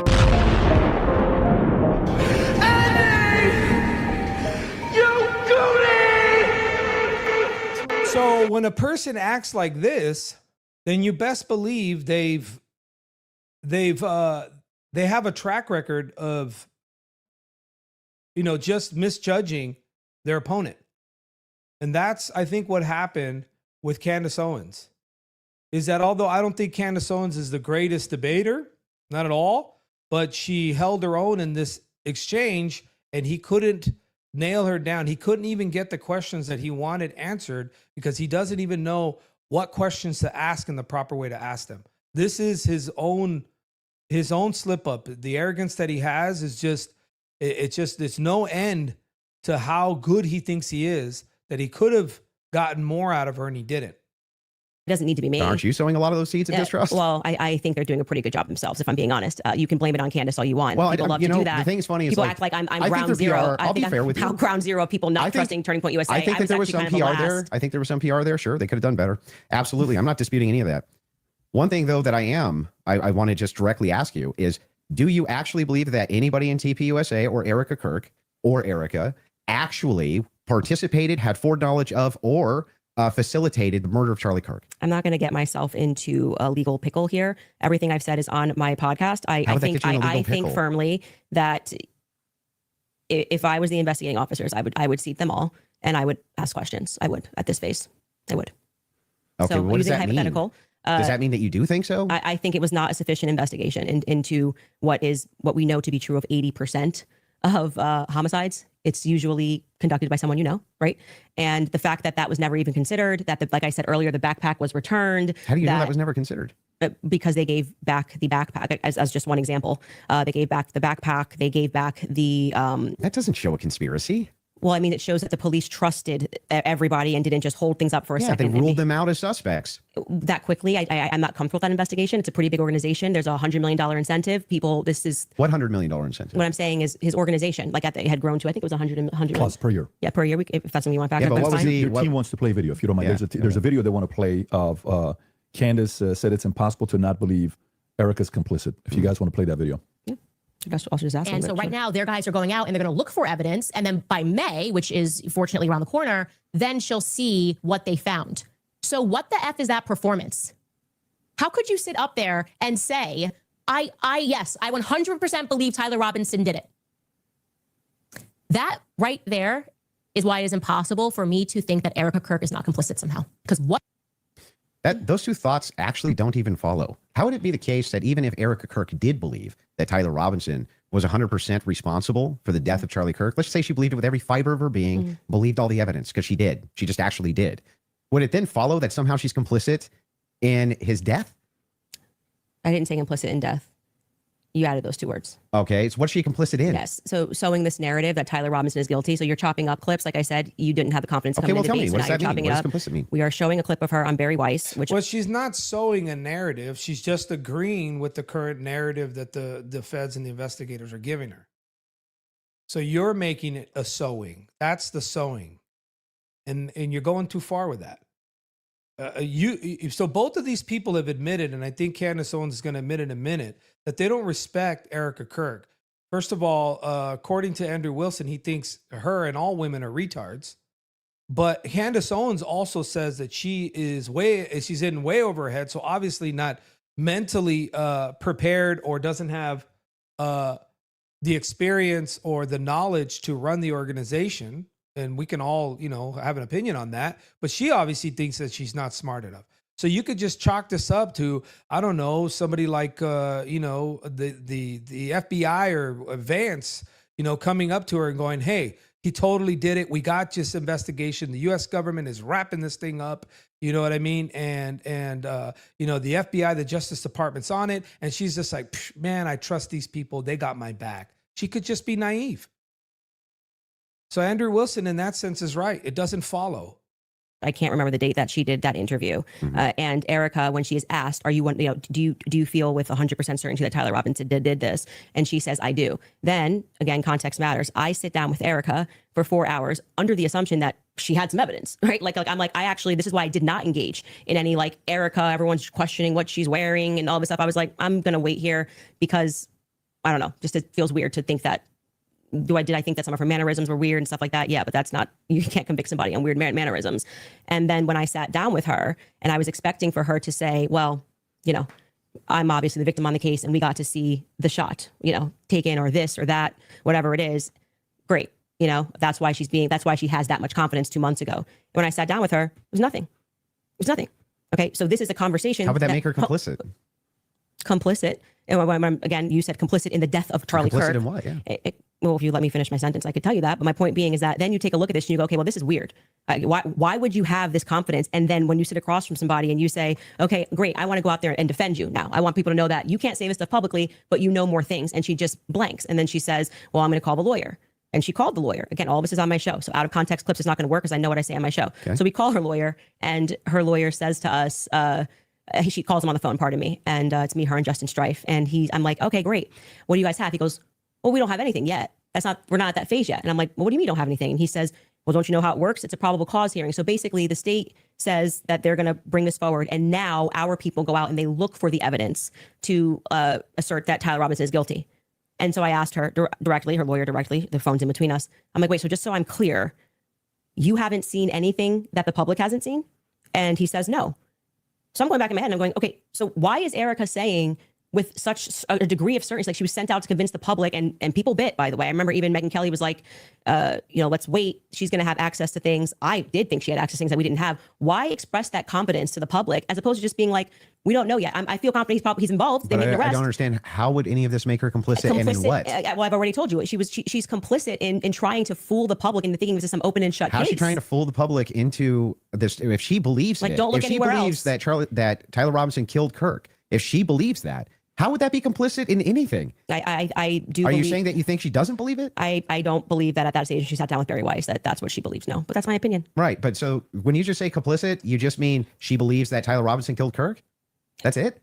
That's what we were talking about. That's why I said if your strategy was to dice up clips and take it out of context and make it. Yeah, I would say this is sort of a weak point, and I'd give the point to Andrew Wilson that she didn't prove her point. She's just saying that she feels like she wasn't being honest. So that's a point for Andrew Wilson right there. Straight up. It's pretty easy. But it's about to get brutal here in a second. About to get brutal. Let's forward. Let's get to 208. I re-examined her actions backward because I did not have this perspective of her at the beginning, which is why it's so funny to me that you guys make it seem like I'm ground zero. People thought Erica was sus from day I forgive him. And I was not a part of that. I did not lean into that. I did not contribute to that. I was getting actually terrible messages from my fans being like, Candace, you and Charlie always say to go with your intuition. You won't address this, how we all feel about her. Things changed for me when I saw that Zoom call. I will tell you that for sure. And the fact that she lied to me. So I sat across from her and, I wanted to have that conversation publicly, but they're probably grateful they didn't do it publicly. She told me some lies. And so the next thing that happens naturally when somebody lies to you, you go, when any person lies to you, whether it's a toddler. Oh, wait a minute. We have more clarity. So now Candace doesn't tell us what these lies are. But Chad, I would ask that if you had some person that was the widow of your friend who got murdered, right, got murked, and you ask her, let's say you sit down to have a question, an answer because you're investigating and you want to have this chat, and she outright tells you things that are false about the investigation, about information that you have and she has, then that would begin to feed into this intuition or this feeling that she is complicit. That's where I think this is at. So now I think Candace is starting to shed light as to, okay, well, I think that she is lying to me. Now she doesn't present that as sort of evidence or any kind of the specific lie that she caught her in, but I would feel the same way. If I had some inside lies that I don't want to tell him on this debate or online, hey, I caught her up in a straight up lie, then I'm going to think, well, what other conclusion can I come to but that she might be complicit? That's the point. So Candace is trying to clean this up And I would have just got to a point, like she said, this lie, and this lie was a major point of distrust for me. And because of that, I had trouble with everything else she said. People only lie when they're trying to obscure something else. Have you addressed what that lie was? Yeah, I've talked about, we have a list of lies that we've been told about. We can find that, In I'm the sure. meeting with her. Well, no, I didn't want her to cage up. I didn't want to do this because I didn't know what I. Wait a minute. My framing, what do you mean my framing is wild? Let me help you out, bro, since you're disagreeing with me, which I don't have a problem with. Go ahead and click this link and then pull up and tell me how me feeling the same way is wild. Let's see if you can answer some of my questions. Okay? Let's see if you can answer some of my questions. Yo, chat, why don't we do this? I'm going to ask you real quick. Do you guys believe that Go Season will actually click the link and pull up so that we can have a dialogue on how this inference works? Huh? What do you guys think? You think that he'll do that? You think that he's going to pull up? No. Wi-Fi says, go up, pull up, click the link. I would like to see how it doesn't follow. Chat. If you're having a conversation, you're Candace Owens, you're speaking to the wife of your friend, the widow, and she tells you things and you verify those things were just straight up not true. And then you're like, oh, her lawyers must be guiding her. People at TPUSA must be telling her to tell me this. Does she not know that I'm going to figure this out? That was a lie? Why'd she have to lie to me? Wouldn't that get you to believe that? I mean, what are we talking about right now? Like, do you see it? Do you see how people just yap on the internet? And then when I would actually question them, you actually have this information, and you don't think that this would prompt you to actually ask some more questions? So this is kind of where you gotta be able to put your money where your mouth is, and it looks like Go Season has just done that. All right, Go Season. So give it to me. So you're telling me that if you're Candace Owens and you have lies that are being told to you by Eric or Kirk, that she's telling you truths or lies and disguising them as truths, regardless of where they came from. She's just telling you things that you're verifying as false. That wouldn't lead you to believe that there's something going on. Either she's being directed or controlled not to tell you the truth. Now I am to assume a narrative without details. Well, we have the details. So that's lie? why I don't want to leave you short with the details. What's the lie? Yeah. So I'll put, because she has a bunch of on her show, but I'm just going to give you a simple one. I'm going to give you a simple one. Okay. So a simple one is Erica Kirk told me that there was no text messages about him leaving the Israel cause. He never said that. That wasn't true. That's not necessarily what happened. Did he say he's leaving it, or he's considering, or he might leave it, or no? He says he's going to leave the Israel cause, whatever the language is. Did he say gonna, or did he say I have left? No, it's not I have left, because it would be he's abandoning the Israel cause because of the donors. What did he say? Details matter. Yeah. Okay. Well, there's the detail for you. I just gave it to you. He's leaving the Israel cause. You got the detail. So now, so hold on, brother. I just gave you leaving the Israel cause. You got the detail. All right. So, and then she says that's not true. Okay. And then you go, yes, it is true. Look, I got a text from your guy in your organization who showed me that. Would that you're now Candace, would you just go, man, Erica Cookie's either stupid, doesn't know this information, or what's going on here? Am I being lied to? Is that possible? I'm going to be 100 with you. I'm going to keep it 100 please. with you. If I wouldn't put myself in Candace's shoes for the answer that someone else is give, because it's not Candace's answer. I would put myself in Erica Kirk's shoes. Now, why would I tell someone that's not a part of my organization that something is true or false that was leaked from my organization? Why would I do that? Brother, she had a 4-hour meeting with her where she called her to her organization to have a meeting, exactly what you just detailed. She wanted to iron out what was being leaked, what was true and false. So in this, we're just working with this hypothetical. She's obligated to tell her the truth is what you're saying. No, hold on. Listen, she's obligated to not lie to her because the meeting. That's the truth. Yeah, hold on a second. Hold on. You're saying a business owner is obligated to give another person information just because they asked for it? That's what the meeting was about. You're coming to my headquarters, brother. You're not listening. Before you start. All right, then listen. Then listen. All right, so it's a 4. Hold on. You haven't heard me. You can't listen. You can't listen. Okay, you can't listen if you're talking. It's a 4-hour meeting in which you're coming to my organization so that I could give you the truth because you are being fed lies. That's what the meeting was about. Okay. All right, bro. So you got a lot of things ironed out. What I would do is I would feed the narrative that I would want to get lie or truth. Okay, so right now, if you pulled up as Candace and you're asking a question. No, hold on. Right? You already got it. You got Erica's perspective. I'm here to fix everything that you're being told. That's why you're here. I invited you to my headquarters because there's lies being told and I'm here to fix those lies. Candace shows up and says, great. What do you got for me? She set it up. And then in that, she figures out, hey, I got this information about this meeting, about said things that Charlie said at certain meeting and the Hamptons and these things. And she verifies, Erica told me that wasn't true, but I found out that it was true. How does she, let's get to that point.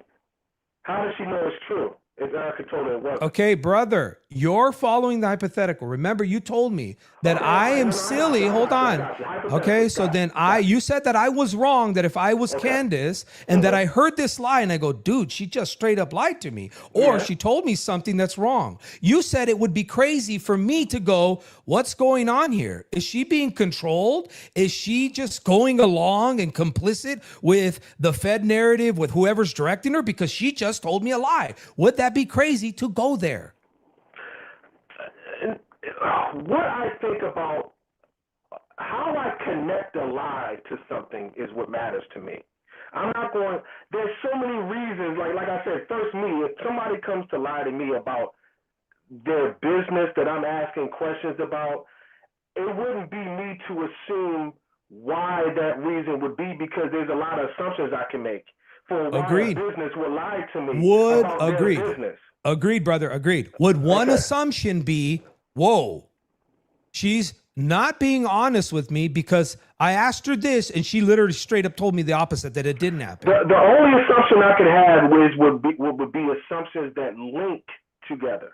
Okay, so here's the link. Okay. You lied to me after a meeting that you composed yourself to clear up the lies. I confirm that you lied to me. She says multiple times. I don't know how many. We don't have the details. But one of them was a discrepancy. We don't know. Okay, Yeah. But just saying, we're doing a hypothetical. Okay, we're assuming she has 3 or 4 pretty good lies. Maybe something as small as a text message. Would it be safe that if you and me were the cameramen and the sound men and we left there and Candace is in the car, she straight up told me a lie? Would you and I be crazy to sit there and go, yeah, but it was innocent? Or would it be crazy for us to go, whoa, what's going on here? She called you out here to clear this stuff up and she told you something that easily she knows that you could figure out what she was lying. Why would she do that? I don't know. Is she? I don't know. Here's my thing.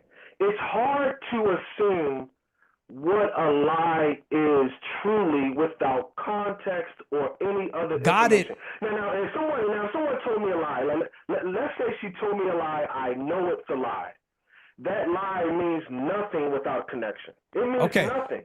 Well, it is a connection if it's lying about certain information that's pertinent to the case that could either take you left or right.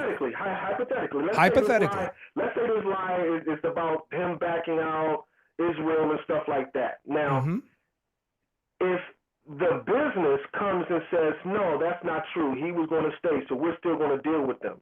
That, to me, it would make me think that because of his death, the company is now going to change direction and continue to work or do a certain thing with the different people that he may or may not have.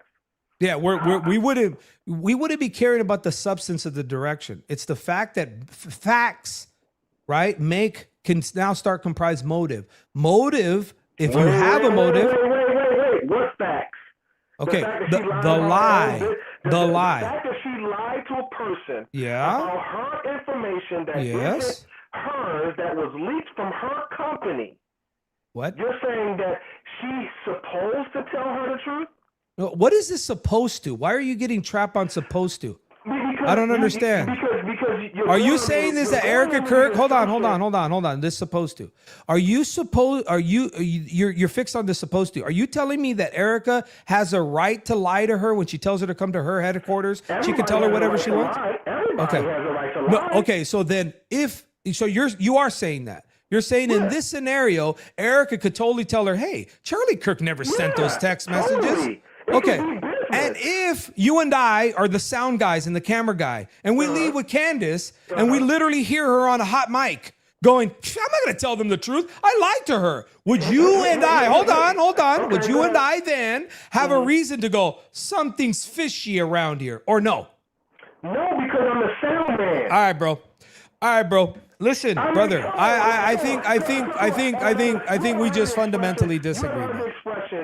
When you assume, you make an ass out of Yeah. Well, that's not an assumption because we have an admittance. You said that she lied, and we caught her on a hot mic lying. I said if she lied, No, I just gave you the hypothetical where we heard her lie. You agreed we heard her lie, and you said, yeah, we don't got to do nothing. No, brother. You said hypothetically, if she lied. Yeah, there's no problem. There's no problem. Hypothetically, if she lied, because we don't know she lied.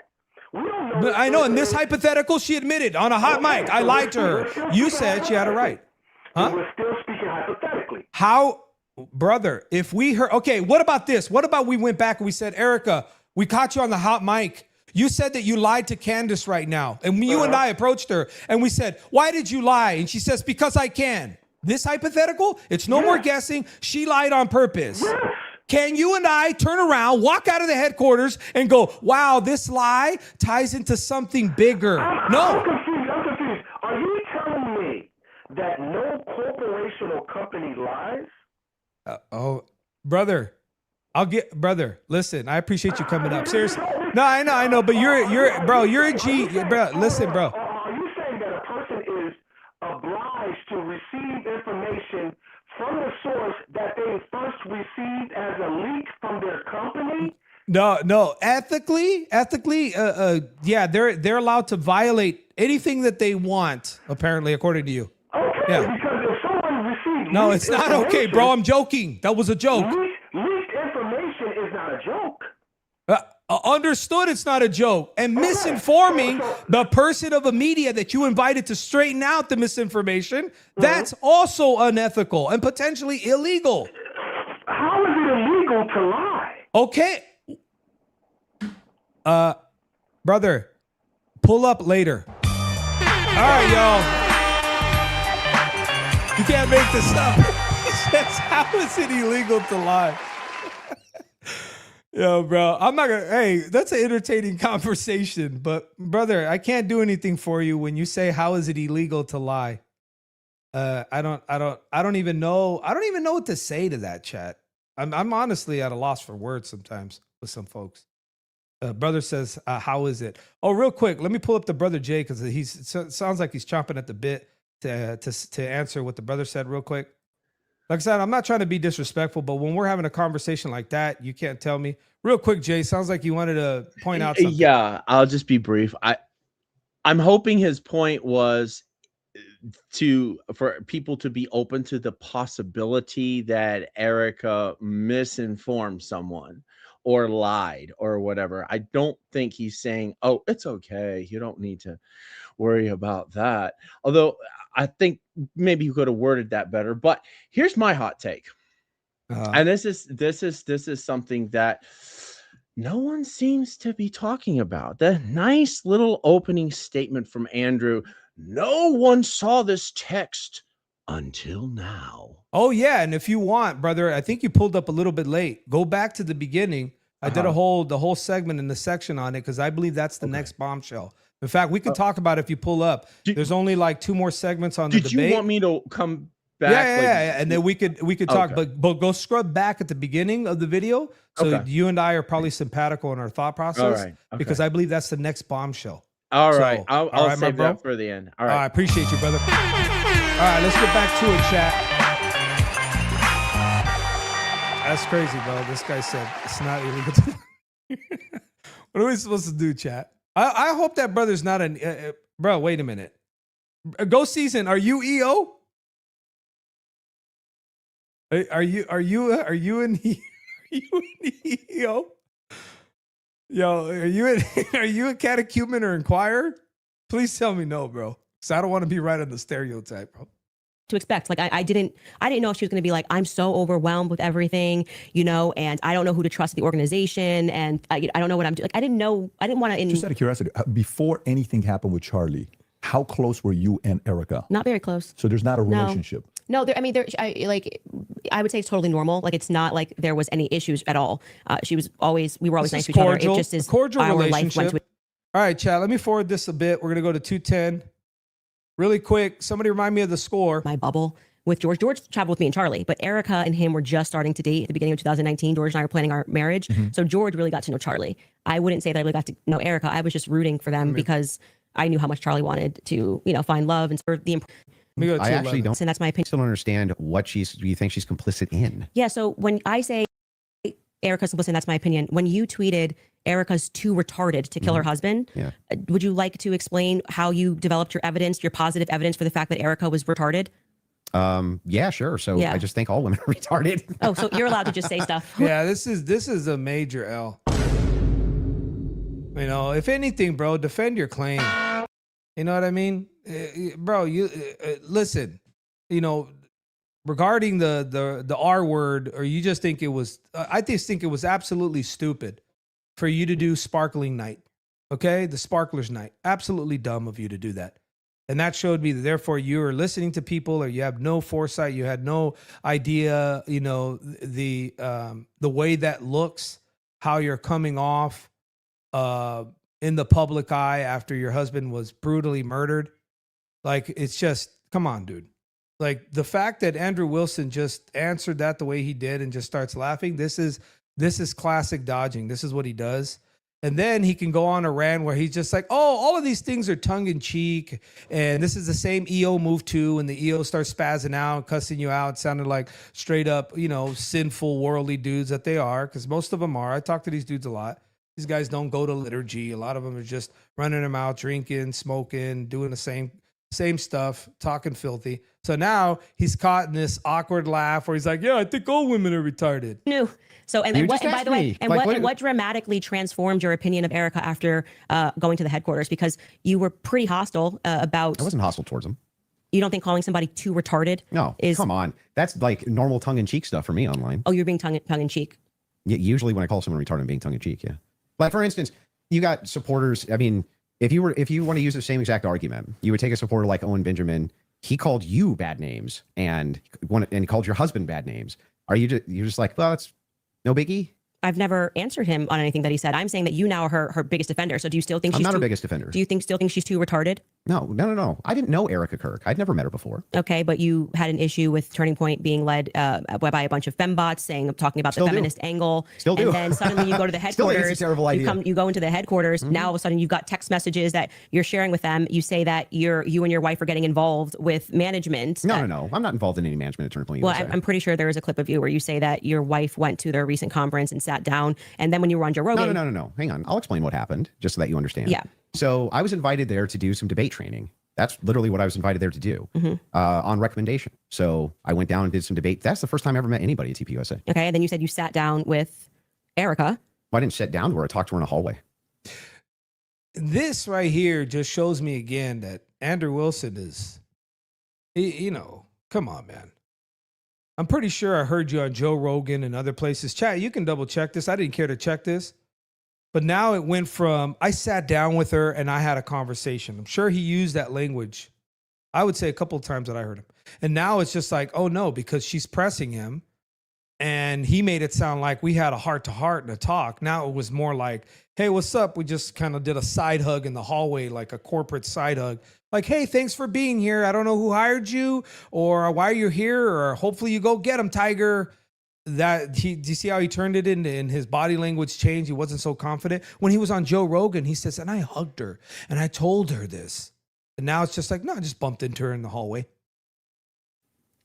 So you didn't sit down and speak with Erica? No, I didn't have like some sit down long conversation. We talked in the hallway. Okay. For, Is I that don't when you know, gave her maybe- the hug? Yeah, gave her the hug right there. My wife did too. We were both very sorry for what happened. Okay. to So her. at what point did you start receiving text messages from that you cited in your opening statement? Oh, I just reached out to TPUSA and said, I'm prepping for a debate. Is there anything that's pertinent that I can use here?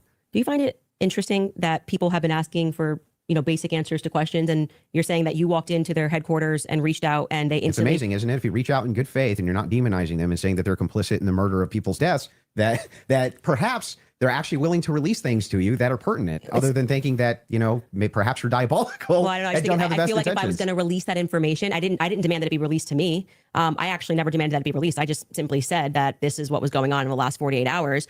Maybe to the media they could release it. They could release it to PBD. They decided to release it to a guy that called Erica too retarded in June. So what? Yeah, I just think it kind of shows that Turning Point is sending you as their horse. Well, I don't they know just where don't you- have they don't have I the don't know where courage to you- have the conversation. Like, I don't- if they see, were this- just releasing something in Let good me ask faith you a to answer question. Do you questions, have any I've never evidence of that demanded.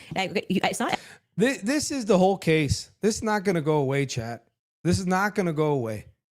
The fact that Andrew Wilson is pulled up with this text message and doesn't figure out that everybody and their mama wants to know now, this whole debate is going to shift to, at least for me, is why the heck that text message didn't come out before. He reads the opening statement. Chat, listen.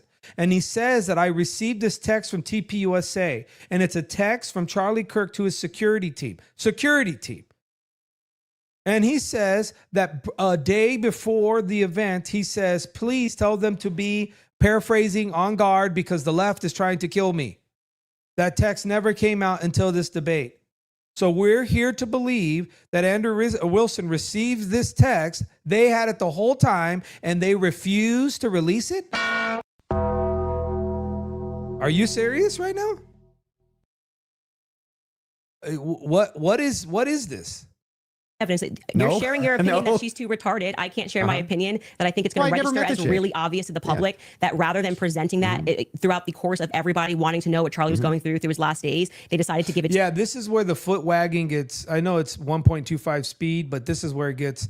I think he's at the end of the day here, and he's definitely in hot water because it doesn't look good. He's already called all women retarded, and now he thinks I can do that. My audience will accept that, but really he just sidestepped it. Instead of saying I thought she was dumb because it was done with the Sparkler event. She doesn't look so bright and something like that. He could have said that. He just I ran like a coward. to you to come to my house as some sort of a surprise. Well, do you think the when- public's not smart enough Yeah, to do see you through think, that? Do you think that if It's you talking know about terrible PR. if you know that there's a huge debate that's coming up, that's going to be probably one of the most viewed that year, and one of the debaters calls you and says, "I'm taking this position. This is the position that I feel like there's the most evidence for," and It's not tone police. Yo, go season. You're really, bro, you're really showing the depth of your knowledge when you think that it's okay to lie. You don't think that it's illegal to lie. But now you're saying tone police. This is not tone police. This is his words. Tone police is if he would have said it in a certain tone. Okay? It's not tone police. I'm not telling him his tone. He has said that the person is retarded, then wants Candace to substantiate inferences with evidence as to how she came to certain conclusions. So she asked him the same direct question. How did you come to the conclusion that she was retarded? Give me the inference. I just think she's retarded. That's not tone police, bro. That's him dodging something that he claimed over and over that she was dumb. Get the difference, bro. There's a lot of little things, Ghost Season, that you need to practice on, because it sounds like you're looking to try to become like a debater, but you're not grasping that you can't say it's not illegal to lie. It is illegal. Okay? And even in the case where it's a company to another company and you're a company talking to the media because you can't use your brain, Ghost Season, okay? That civilly somebody could be liable for those statements. Remember, you brought media. Candace Owens is media, one of the biggest voices on the internet, and you brought her to your headquarters. And you're telling me you think it's okay and it's completely legal to lie to her about your company where there's actually donations going in to this company. You think it's okay to lie to the media so that the media can go out and put out a story that people can potentially donate, invest, partner with TPUSA under a false pretense? Not only is there a civil case there, you can argue that there is fraud laced into lies in a conversation between a CEO of a company and the media. You got to be, bro, you got to start thinking about what you're saying. Yes, it is illegal. You're not understanding. It's crazy, chat, that I got to explain this stuff. Candace also agreed to answer many of my questions in regards to this. So if you got pertinent evidence here that I can use, I'd definitely like to take a But look. what is the- It was actually amazing to me. It really was actually amazing to me how if you approach people in good faith and just say, hey, I'd actually like to know what the facts and details are around this, they actually do talk to you. It's amazing. Yeah, I just do not believe that they are doing this in good faith. I don't believe that anything you have done is demonstrated that's in good faith. It demonstrates that you walked into Turning Point USA headquarters and came out a different man because you were critical of the organization. You were critical of Erica, and now you're sitting here going, Well, Candace, first I of want to all, interrogate you for have an you hour ever and a half been- about everything you've ever said Have you about ever been Erica. critical of somebody that you hadn't met and then you meet them and you're less critical of them? And the inverse has happened too. I was You're right, less critical exactly. about Erica, and now I'm more But I'm critical about asking her. you, but I'm asking you, isn't it the case that there's people you've been critical of and then you've met them and you're less critical after you meet them? Too retarded. I feel like if you think that she's dumb and let's just talk about your record. I mean, you're a person that has spent time in what most people would term to be the manosphere, talking about well, yeah. I debate against against feminists and red pillars. Okay. And a lot of the actual, so I'm a Christian ethicist. I And always then you take go the on to ethics Joe position. Rogan and you're like soft explaining away why Erica had to take over Charlie's company when they don't have a parent at home. So now you're a feminist icon. Like you just go into the headquarters and you just shift all of your perspectives. That's a bizarre criticism. Like nobody's in the bigger girl boss position than you. Yeah, I'm actually no. You're in the biggest of the girl boss positions. Like you don't have to do this. You just do this. You could definitely not do it at all and be fine, right? But you still do. I would say that you are making a comparison that cannot be compared because Why? Now, Candace, this is where I told you she takes an L. She needs to be able to justify why the criticism going Erica's way that she's doing a horrible job and shouldn't have done what she did as the leader of the organization compares to her not, let's say ceasing her responsibilities as a leader of her own organization. Now, I have a reason that I could give that would be solid, but I just think this was unnecessary. Look what happens. She just goes into to sort of dump and dunk on Erica Kirk because she's the mom and she shouldn't be there. And I don't know that this wasn't good. Erica's husband was just assassinated in front of the world. Which makes sense why she would take the organization over. No, it makes sense why you would go home to your kids, just so you know. Wait a second. That's bizarre. Yeah, because they don't have a parent. They don't have a parent and they've just suffered a trauma. You don't go into the office. You want to protect your husband's legacy, right? No. And you're trying to find some new The legacy normal. is his children, not the organization. It's both. No, yes, it is both. It's totally rational and reasonable to believe that it would be both Turning Point USA, that is part of Charlie Kirk's legacy. He worked his whole life I think for this it. is why people think she's sus. And his children. Now, for you though to say that anybody's a girl boss, right? That's like the pot calling the kettle black. That came out of your mouth. No, that was you. You brought up girl boss. Girl boss came out of your mouth. Yeah, I'm just saying. I'm telling you that you brought up this idea that I'm defending some feminist nonsense. I'm not. I'm pointing out that they're. By the way, she's not qualified there's always to take over his company. There's always objective outliers to each situation. In fact, it's the exception that proves the rule. And the interesting thing here is like, I'm still just as critical of feminism inside of TPUSA as I've always been. And I'm just as critical of any pro-Zionist position as I've ever been. None of that's ever changed. By the way, I would think it's the most rational, reasonable thing on planet Earth to do if you wanted to actually see an organization change, to try to work with leadership or reach out to leadership to try to do so. Oh, there it is, chat.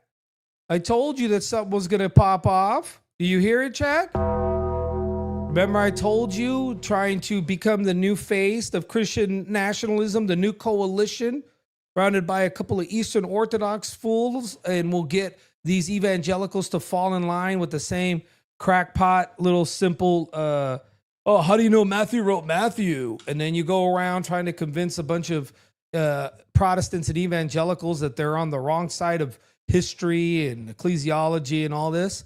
All of this ties in. This is the answer. Him being connected to TPUSA, if he's able to get a W against Candace and against the pro-conspiracy theorist groups, then he could be now hoisted or placed as the leader of the talking head and the mouthpiece of TPUSA, which would by default be a major move towards a leader of the evangelical movement. So this is the plan. Now, I don't know if he had this drawn out, but this is the meeting that the guy who told me, who was there, where they were planning this grand scheme and included all the same names, the little under guys like Jim Bob and, the little EO guys that are under Jay Dyer. They talked about this. This was their push. Then they start pushing out that little Mario Luigi guy who's supposed to be the EO's Nick Fuentes, who comes out and saying, oh yeah, the white man and this, that, and the other. This is all their plot, bro. They all got together like some crazy table at the mafia, and they all got together and they're like, we're gonna take this thing over. You know what I mean? This is what they did. And hey, I have no problems with it. The problem is they try to do some cartel moves and they ran against another cartel. And now all of a sudden, these guys don't look so smart. Andrew Wilson don't look so smart. I had this guy on X tell me, hey, how come you don't debate Jay Dyer? Hey, Mauler, how come you don't debate Jay Dyer? First of all, to debate Jay Dyer would be for me to ask him a couple of questions, and I don't think he would answer those questions. That's really it. He can ask me the same questions. I want to know what he believes and how he came to believe it. But this is how crazy the internet is, that they think that, how come you don't debate Jay Dyer? How come you don't debate him? I'm literally sitting here handing out evidence to people as to why they think I didn't. Why didn't you debate, bro? Some of these people, you got to kind of walk slow, and then you got to make a decision. You have to make a decision and say, okay, do I really want to engage this person? Do I really want to show them, hey, you don't know what you're talking about? Do I really want to have to go in a back and forth? Do I really want to have to show this guy the evidence, the video, blah, blah, blah? And sometimes you have to make a decision whether you're wasting your time. And this is happening all the time. I was going to play for you the actual Jay Dyer clip where this guy one of these guys on X asked me, have you ever debated Jay Dyer? So this is what I did. Real quick, chat. Check this out. So I just replied to him with this message. This was my reply to him on X because he doesn't know any better. Yo, what's up with my screen, man? I hate it when it does this. My fault, chat. Give me a second. Is it because I'm sharing two screens? All right, let me play this. This is my reply to the guy who said that he doesn't. How come you don't talk to Jay Dyer? They were like pressing him, and this guy Mauler just wants to keep saying you blocked him, and you know that. Yeah, he's unblocked right now, so he can come in here. He's running, right? He is unblocked so that he could come if he wants to, but I knew he's not going to come. Okay. Because pretty much I went on his panel twice, and he just won't come up for them. But why not just calling on your phone or something, just make him look embarrassing? Because I'm on my phone right here with you. What are you talking about? No, but you could just switch over and destroy him real quick, right? I don't want to. They can call in here. I've already given them a platform. All right, sounds good. We'll just keep harassing them. All right, see you, Jay. Even his followers can't get a straight answer. Okay, we'll just keep harassing him. Thanks a lot, Jay. Thanks a lot, bro. We'll just keep harassing him. Sorry, my bad. We'll just keep harassing him. You can't. I'm telling you, some people is just and even when you tell them, all right, so you want to actually have a conversation? You want to talk about this? Then you get people in here. No, you can lie. There's nothing illegal about lying. You can lie to anybody. You can lie. You can lie. Yeah, you can lie. You can lie about an organization who I believe isn't it a 501c3? Yeah, you can lie. You can lie about yeah, you could totally lie. Did you hear that guy earlier? Quickly check this out. Is not TPUSA a 501c3? So now we're being told that you can lie publicly to the media about the organization that's listed under 501c3? For real? All right, let's get back to this. Doesn't that make the most amount of sense? I would like to state for the record that I think Erica is underqualified to run the organization. Sure. And on the more emotional aspects, I agree with what seems to be a majority opinion. Wait, Laos, are you serious, Laos? Are you being serious right now, Laos? He's doing the same point thing? You got to be joking, right? You got to be pulling my leg. And I'll tell you why, because I got a DM through Discord earlier. You're joking, right? Bruh. I'm not going to say it's scientific, that any woman that would leave her kids and go right into the office after their husband was publicly assassinated does not have their priorities straight. Okay, well, I understand that you can have those criticisms. Yeah. But I'm not understanding still how that would make her complicit. I don't have to keep answering the same question. Okay, so let's feel like you got an answer to how it's... Yeah, but the complicit part she answered, it's the other lies that she was told to her in that meeting. And you should have fished out what those lies were in order to make it complicit. And so therefore you failed on that part. So there's no point in this interaction. But we're about to get to the bombshell. Here it is, folks. Your team is asking to play a clip. So if we Okay. want to play this clip to just finish this segment on the Erica Kirk topic, we can spend some time on that as well. So Okay. if you guys are ready in the back, we're ready. And causing that 30-06 diameter, as would happen with a patent explosives, as we've demonstrated to you in the past, it accidentally, because of how Charlie was crouched, went up and hit his neck. And that ruined everything. That ruined everything. It was problematic. It's the reason why Terrell then had to scramble to get the cameras down, because they were never supposed to see it. They could have said, And this enters into the exploding mic, which I think, again, a stalemate. Andrew Wilson made some claim that if a bullet was whizzing at his neck, it would necessarily pop and poof air under his shirt. And I just think that it was a whole load of hot air. And I also think that the exploding mic theory that she's talking about, some guy who spent a lot of time on it, it may be validity to it, but I just don't think, I think it's a stalemate on this conversation. So there's really no point there. I'm going to go to 236 though, because this is more the important part that I wanted to cover right here. we're questioning at least Erica. I don't care who's mad. I really do not care who wants to be upset after this episode. Really, you'll be wasting your breath. You can spend $1 billion on influencers because this is all becoming increasingly inexplicable. You are asking me to be an idiot, actually, and I cannot do that for you. Someone once commented beneath this show that if the situations were reversed and there were this many verifiable lies. All right, Lamb's Grace, it's not illegal to lie. Okay, so as a 501c3, as a company that's calling in media to straighten out, let's say an overview of a situation. Okay. Let's say let's say a PR nightmare for a company. Are you saying there are no legal repercussions that if she lies to the media, she calls the media to straighten certain things out, then tells her certain things, the media, and sends her off as the media about her organization that receives 501c3? You're telling me that Erica Kirk can't just lie. She can say, I'm going to tell her lies, and I can legally do that. There's no repercussions. That's the proper setup. Yo, Chad, if you guys are yapping in the Discord and talking here, take your pick, bro. Stop yapping in the chat over there, bro. Okay, so I'd like for you to answer that. Does anybody here want to go on the record and say that you can invite media over to a $100 million 501c3 organization and say, I'm going to go ahead and lie to this media person, send them off with lies, and there's no possibility that any law was violated and there's no possible civil or criminal issue that can come from this? Is that what we're saying here, chat? Is that what we're saying? What? A podcast is under oath? Go season. I'm starting to believe. Yeah. Wait, let me ask you guys a question. Who right now is a bigger media figure on YouTube than Candace Owens? Maybe Joe Rogan, but that's a podcast. She does an actual commentating news show.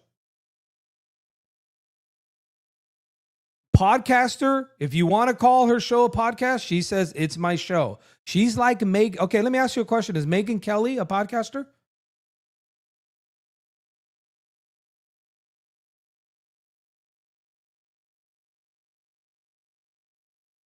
Is she a podcaster? What? You can even fact check CNN? What? Yo, bro, I gotta start ignoring people in the chat, bro. So where's the guy who says that it's not illegal to lie to media about your organization? Where's that person?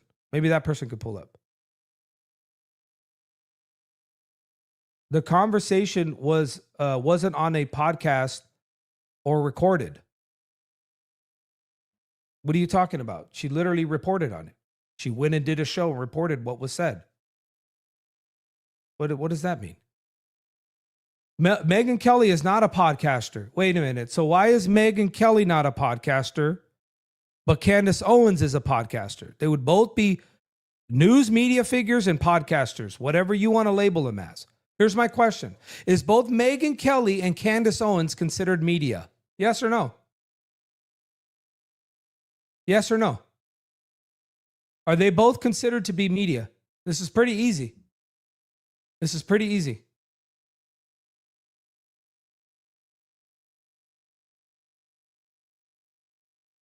Okay, so chat can't answer whether this is media. Now a person could get sued. What?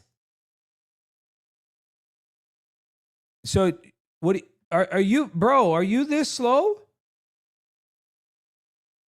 If a person can win civilly, criminally, file a case against you, would then, because they won the lawsuit, because you actually got convicted of a crime, that would be illegal. You understand that? So if therefore she says, hey, no, he never said anything about the pro-Israel cause, and other people are still contributing to this organization, it could be deemed fraud. There's a whole multitude of ways this could play out. But bro, you just barely caught up. You're saying get sued? I don't think you know any of these terms, bro. But I was more interested in the dude that tried to agree with you that didn't know anything that was happening. Like, I don't know what to do with these people. So now we're told that okay, so let me ask you a question. Can Erica Kirk call Megyn Kelly into her office and say, listen, Charlie never said any of these things. And he actually did. And then go, and he never said any of these things at all about Iran or about the war. He never said them. So please keep contributing to the Israel cause. You're telling me that if Megyn Kelly comes back and says, whoa, you lied to me, that therefore people in the organization could say, you misled me. I contributed more money based on the fact I invested in your company. I actually partnered with you based on the actual text or the information that was given to me, that you told me that so-and-so wasn't true. Are you guys slow, bro? Yes, you can. Cannot lie as an organization.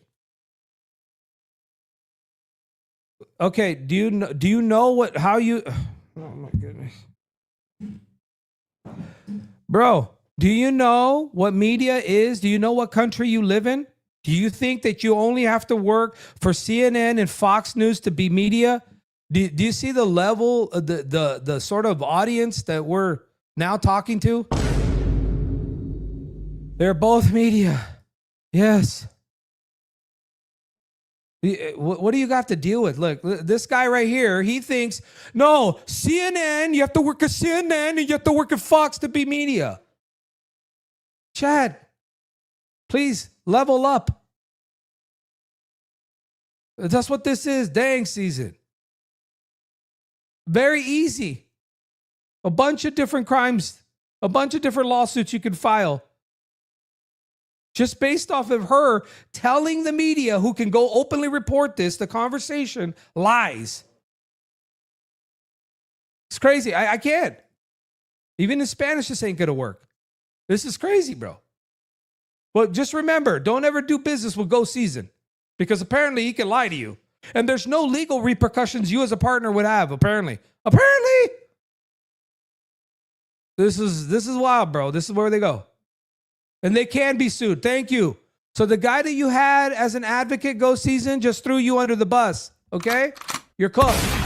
He just says, yes, you can be sued for false statements. Therefore, illegal. They violate a law, let alone criminal. Because if they're fraudulent, then you could have some major problems, bro. So straight to jail? Yeah, so that's a show intro, and straight to jail is a monopoly term. Okay. Like, you know. So do not pass go. Yeah. Do not collect $200. Yes, it's obviously tongue in cheek. And then we explain that actually I think that she should be brought in for questioning because of inconsistencies. So this is the exact episode when I started to think that she should be sat down and questioned. And I still believe that. I still hold the perspective that Erica should be sat down and she should be properly questioned. All right, question here, chat. Now you gotta join in. Chat. Do you believe that Erica Kirk was brought in and questioned properly? It's a yes or no. Don't let your bias kick in. Just say, do you think that they actually questioned her enough to rule her out as a suspect?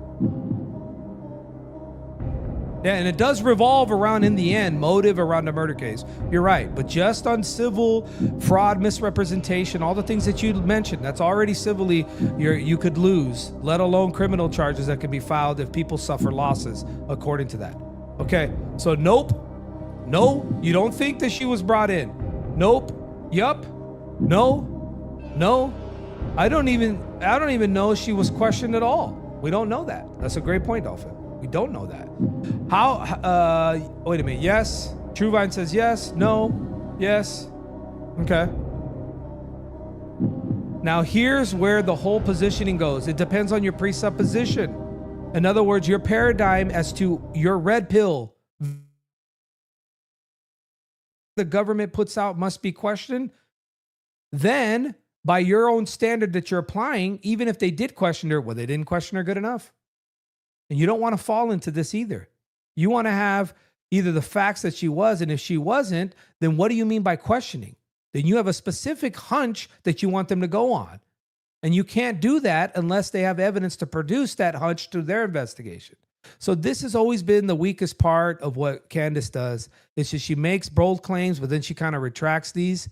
And this is not the good look. This is the second L that I told you she took right here. And therefore, I give a point. Actually, it's not a reduction point because I'm going to show you where he fumbles. So I can't reduce any points, but watch this. That she hasn't been?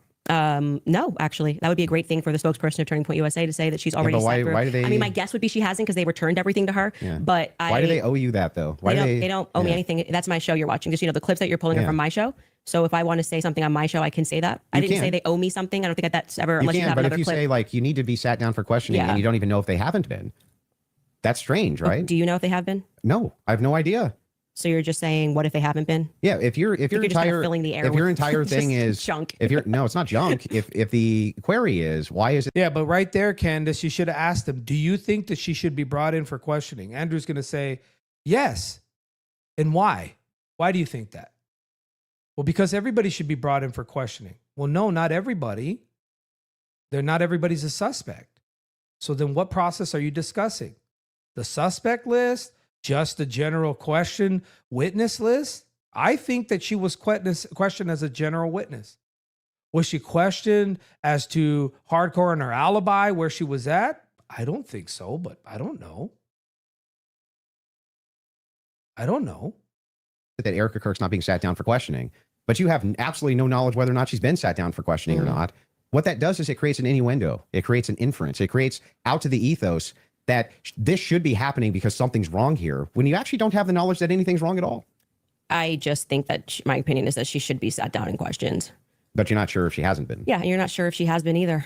So, like I said, I feel like now you're just kind of filling the air with nonsense. Because Turning Point's we want to make sure that you go in there and you defend Erica. And I have to say, I don't think you've done an extraordinary job at that. But I'm not here to defend Erica. The thing is, though, is that since 4 out of 5 of the clips that you had on the ready when we asked you guys ahead of time, I mean, I want to just assert how professionally we have dealt with this debate. As you can see, we have not planned any gotcha clips for Andrew. I expressed to him that what we were going to do was just to use people for fact checks, and because I might not remember something, or I do remember something and you're saying no, and that is what I think will register to people as very fair. We did not take out of context clips of Andrew to try to expressly said that I was going to bring claims. We did not. Right? No, when you said you were going to bring claims that you want me to speak to, you didn't say I intend on sitting you down with out of contexted clips to which we said to you before in an email. Any clips that you want to share with us, send it over. Let's assert a debate claim so that we can both be ready to respond to it. That's not really what happened. Well, what didn't happen? The way that you're framing the exchange. That's not actually what happened. We were negotiating. It is true. We negotiated out the claim itself, right? Which one's going to take which position. I wanted to make sure that I had at least an hour and a half on mine, and you got the time for yours to question me. We did. We got through your hour and a half on mine, roughly an hour and a half now on mine. That's basically how this went. But in the beginning, I did not take an hour and a half to just pull out of context clips with Andrew. I actually debated the substance of what's going on in this trial and this hearing. And I do think that... Yeah, that's actually true. So call it a mistake on her part that she should have did what he did in his tactic. But I think that she was under the agreement that it wasn't going to be the interrogation pull up clip like this. So because of that, and she still is able to go through her section, and then Andrew is now at the very tail end finishing up, and he didn't really make a lot of I would say advancement towards basically dunking on her Patsy claim or coming out with these other wild conspiracies that he says she has that I may agree. Some of them I'm like, what the heck are you talking about? But he didn't do a good job. And so she basically dodged the punches in the second round, and it's not over. It's got a couple minutes more, but right here, you should have been right here should have been the finishing 12 rounds of you basically, almost setting up to knock her out, at least knock her down in order to get the W. And he's not. So point to Candace. Right here, she just dodged that, and now she's giving it back to him, and he's not doing so well. I think he fell short of that. There's nothing hang on. And There's I nothing did not here say, except I'm holding you just to gonna account get for you your to say claims. yes or no. Well, hold on. We were supposed to be debating the case This and is whether part or of the not case. there was overwhelming evidence. These are your claims about the case. No, you then admitted that now you're getting into another sphere, and you want to talk about the transcendentals and things that I've And we said. got through- and like 4 out of 5 of your clips are about Erica Kirk. So the general I don't think perception 4 out of 5 even is were. your turning points horse. Oh, I so you think just- quite a you few just- of them were. you Was there just- 3 just made it Ericas up? or 4? So you're just making stuff Can up? we get a count of how many were about Erica? I feel like it was 3. 3. Okay, Yeah, 3. I 3. said 4. But those are extraordinary sorry. claims. That's which is why you're asking Okay, about them, well, right? okay, but the point being is now you're veering into trying to get me to defend my opinions, and then you completely shirk responsibility Your when I claims. point out yours. No, they're not claims. When No, you they're tweet claims. Erica is too retarded, you go, that's just whatever, and then you move on. That's a claim and I'm responsible for the claim. Well, earlier when I brought it up, you said that it was tongue in cheek. Yes, sure. That's me responding to your criticism of the claim. That's all I'm doing here. I was interested, and I'm happy to get into also the Patsy stuff now, if you would like to. Well, Your that team was has one more supposed to clip they be want the to play whole from thing. 7 days Okay, ago. sorry. They got one They more had clip. to. they we want were to getting go into to the Patsy stuff, and you stopped it, and I was explaining to you. Oh, they have one more clip. Okay, let's go. They want to hit the minimum of 4 clips you were saying with Erica. So 100%. This is absurd. okay. And this is the one you're saying from 7 days ago. Can I? The contract is. Is like, Let's have it your way. I want it to look like Still wait for the clip. All right, let first. me get Okay. to the clip. You guys have it in the back? Lance I Twiggs can't hear this. My has his thing went off. DNA. Tell me I'm when a it's tell. done. It's fine. Did this crime. You need the Your Jeopardy team thing. told me they Here had we it. go. So That's what I heard. Okay, there we come go. on, guys. Did this crime. Okay, because Lance I can't hear Twiggs this. My has his thing went off. Just DNA tell me when on the it's done. towel. It's fine. Lance Twiggs has his DNA on the rifle. Lance Twiggs And to has be his clear, DNA on the Lance rifle. Twiggs' This proceeded DNA 4 times, was but I don't not know why they as feel like they need degraded as Tyler Robinson's DNA was on Tyler's rifle. It's Tyler's rifle. Oh, you but also Lance's said, yeah, it's DNA not as degraded on the rifle. Yeah, because I thought he was one of the things. But I've already that's what I mean when I say that. Like, it just seems like you're not actually here trying to engage. Because even before you got to this, and I knew that you had some secret clip planned, I said to you when I rewatched the testimony, I realized that they didn't explicitly say Lance Twiggs. They said 5 other profiles were on it, and that his was the most degraded. So I hope your team feels fulfilled in playing that. Is there any more? I'm happy to play every clip that he has on the ready. Anybody? All right, let's You forward it said you had some here new to evidence of- 244. Well, I also would just, if I may, And here is the tail end of the debate. Remember, now we're in round 12 of a heavyweight fight. Okay? What's the score, chat? What's the score, Kai? Whoever's keeping score, please, my brother, show me the score as of right now. Okay? Because this is it. This is where in debates, it is important, just like in a heavyweight fight that goes the distance, to finish strong. Chat, what's the score? Oh, 15. Oh, wait a minute. Who's Jordan? Oh, wait a minute. Jordan is Candace? 14. Wait, we got 14-11. We got 15-12. All right. So right now, it just seems like we got a 3-point lead for Candace. Okay. All right. Well, let's play it. Here it is. ask a question? Is that permitted? Go ahead. Just so I also have clarity, since your basis has been evidentiary, you keep saying that you have evidence or like you are following evidence. Which one of the charges against, or all of them, do you think Tyler Robinson is guilty of? The specific charge? Yeah. Yeah. So what I think is that Tyler Robinson shot Charlie Kirk. Yeah, but of the 7 charges that he's being charged. Yeah. Can we list them real quick? I'll tell you exactly which ones. We'll pull them up. Well, do you know any of the charges that he's up for right now? Yeah, of course. But I want to make sure that we have them listed. Yeah, but like that. This is it, bro. This is right here. This is classic bull. This is him bulling.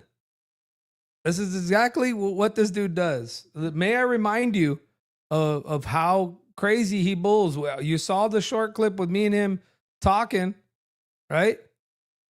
This is him. And then they get desperate. Let me tell you how desperate this gets. He's about to get crushed in this interaction. And then let me show you that they all get together in their little meeting of ruling, becoming the new Christian nationalists with Jay Dyer and Mario Luigi and all these guys that put together their meeting. They're like, we're going to take over these evangelicals and Protestants. Because, of course, we run the world, right? Their group's insignificant. He's trying to become a talking head for TPUSA to try to take this position over. I think that's probably what they offered him. Hey, you shut up Candace and you dunk on her in a debate and you totally destroy her the way you said you would. And guess what? We'll put you up there. We'll promo you. We'll indirectly fund you. How about that? Watch this though. Can you name one? Because my general perspective is that you don't actually care about this case. You're not following the case. That's the question. You're just not following it enough. It seems pretty like if you're going to engage and you're going to say the evidence is overwhelming that Tyler Robinson is guilty. I just think that you should. Like, right. Can you tell me one? Then let's do the charge counter. that he's... You can really. Yeah, this is a great gotcha. No. You just got to ask me, play clips out of context, put me in the hot seat. So please just answer the this question. Is fair. Name all 7 since you've been following the case. Okay, sure. You name one. Yeah, you named all 7. I'm happy to do that, but can you name one? I think he's been charged with murder. That's actually incorrect. Okay, great. Now name all 7. He doesn't even. This is like name all 7. And you see it right here. If you remember within the debate, with mine and his debate, you remember what happened? Is when he got cornered and he started to lose it, and then I'm telling him, all right, you're going off a cliff right now. Okay, chill out. Then he starts to kind of spaz out, or he wants an exact answer to something to throw off the fact that he doesn't know anything. So now what he does is he does the old switcheroo, turns the table on you, burden shifts and says, give me all 7. Now, what he should have been smart enough to know is that when somebody confidently is asking you, like within our exchange, and I asked him, yeah, you want to do the apologetics thing? You want to go back and forth? He should have known that I was confident enough to walk him through, either dog walk him through his horrible questions that he had because he doesn't know what he's talking about. And I told you guys why I messed up, or I kept leading him to try to help him with these questions. I shouldn't have done that. I should have left him drowning. But I wanted to advance the convo because it was so dumb of a conversation because he didn't know what he was talking about, that I felt I needed to rescue him to keep the convo going, but I shouldn't have done that. Okay. So here in this, he's now nervous. He's like, go ahead, give me all 7. And can you name all 7? I can. Then do it. Sure. You don't have to do it. No, do it. I'll count them. Go ahead. You don't have to put your fingers up. Okay, I'll name them. Yeah, sure. Name them. The first charge is aggravated murder because that's what carries a death sentence in the state of Utah. No, Next. that's not. That is literally not murder. Okay. And Next. so just for people, I don't have to do it in a time limit. There's nothing going on. And just to explain to people the difference of why that really matters and shows that he doesn't actually care about this at all is because aggravated murder, it's narrowly defined and because it carries a death sentence. I'm going to answer the question. Okay, You're just going to recognize that your strategy of thinking that people are intimidated when you try to put a time constraint doesn't work, and you'll be better the next time you debate someone. I got it. Give me the other ones. The more you cut me off, the longer I'll take. Do you want to just wait for me to finish of why that's a big difference so that people don't walk away? No, I just want you to list the charges. Yeah, I'm going to do that. You just don't get to pretend that there's a time constraint for me to do that. Well, how long does it take you to list 7 charges? Because I'm speaking. You just got to. It sounds like you're just delaying it because you don't know them. I know all 7 of them, Then and I'm going to say them. again, because you're going to get embarrassed. You don't have to rush this. I'm also showing an example of a very flawed debate strategy. I actually am under no time constraint. I got one. Great. The second charge is the felony discharge of a weapon. The next 2 charges are for obstruction of justice. The next 2 charges are for witness tampering. And What's the specific charges, though? That is them. Obstruction of justice, Both of obstruction those? of justice, witness tampering. Okay, and there's no other specifics to them. Well, I can tell you why he's being charged. No, just the charges, and then 7? Yeah, see, the bad thing is when you try to be an a-hole and it doesn't work. What's the 7th? The last charge is violence in front of a minor. Okay, got it. So then he's being charged with murder. You just say aggravated murder. Somebody just That's the distinction. You just want to It's a massive thing. I mean, you can't even... Now, why is this important? Because the person who pulled up to say there was overwhelming evidence with the state's case should have known what the state's case is. In other words, if some of these other charges are not filed, then it's very difficult to believe that he could be on the building taking a shot. And therefore, that he took the shot is the only important part. No, it isn't. because leading up to it, there's other charges that are filed which corroborate, or at least the evidence that the prosecution's offering or showing is corroborating those claims for those charges to be filed. So just in general, know exactly what it is. You could at least name 2 or 3. He couldn't even get the first one off because he just didn't read it. This is where I'm telling you, he just as like in the conversation that me and him had, it sorely underestimated Candace Owens. Bro, this should have been just a slam dunk. You should have been, yeah, I don't understand why you don't think it's easy to believe that he tampered with a witness and know that. Like, you just know it in general. Just needed to know 3 technically categories. And he ate it. And now he's not looking so smart. But then he does something even worse, chat. Right now, I don't even want to score this one, but he does something even worse. After he eats it here, because he wasn't smart enough to pick up that there's no way Candace would have been that confident if she didn't know 6 to all 7 of the charges. You should have known that, bro. As you know, any lawyer will tell you, or if you're ever in an investigation, questioning, or dealing with law enforcement, they're always going to tell you, if they're investigating, but if you're in front of a prosecutor, the prosecutor's never going to ask you a question, or at least a lawyer one, a good one, is not going to ask you a question that they don't know the answer to. Even if they're asking it of you, they know the answer. So I don't know why he deduced this in time. He should have just said, you know what? I don't know the particulars of the charges, but that's irrelevant. The broader case is what I've been discussing. So no, I don't know the technicalities. I'm sorry. Got a lot on my mind. I came over here short notice, but hey, no excuses. Can you go ahead and walk me through what they are? Look, would have looked a lot better. Oh, so you don't know this case? No, I do know this case, because remember, I educated you the fact that Tyler Robinson said that he was on the cameras, and you said no, and then I proved you wrong. And that's a really, really important detail that you forgot, you didn't know. So let's not do this, Candace. Just tell me what you're getting at. See? Honest back and forth. But he didn't. He eats it, and then, chat, he does the worst thing he could have possibly done. Cannot say murder versus aggravated murder. Distinction. This gets to the entire crux of why him being up for the death sentence. And I actually find the defense's filing about why this is not aggravated to be very compelling, of why it's not aggravated murder. I actually think that the state was going to even try to pull this off. They should have charged him with just murder. And then I do also, again, want to stress to audiences that debate strategy of thinking that you have to speak faster, or somebody puts your hand up and they try to pretend like it's some sport. I think he thinks it's a blood sport. It's not. It's about being right and being principled when you're engaging. And you can make mistakes. I make mistakes all the time, but at least be genuine in pretending that you care about this case enough to know 1 of the 7 charges that are up against Tyler Robinson when you say the evidence is overwhelming that he's guilty. If you would like to move to final statements, I'm fine. I want to make sure Andrew has had the time that he has requested. I think your team would like to pull up the 7 charges that he just asked you about. If you guys want to pull that up just to confirm the 7 you went through. And they go through the 7. Had 1 communication with a single person. All right, but here it is. Here it is. Sorry, I forwarded through it. So they read through the charges, but I just want to point out that him not knowing the charges goes to the point of being honest or dishonest. And Destiny made this great point. Destiny said that he's okay with being dishonest. He's okay with being the villain. He's okay with even looking stupid. That's what it is with Wilson. He's all right with looking dumb. He doesn't care that sometimes he'll be made a fool. That's to his strength. But now that he's getting to these upper levels, and he wrote a check, and that literally he didn't cash on this one. I'm not saying it's the end of him, but it doesn't look good that he couldn't cash this check. He doesn't care. He can look stupid.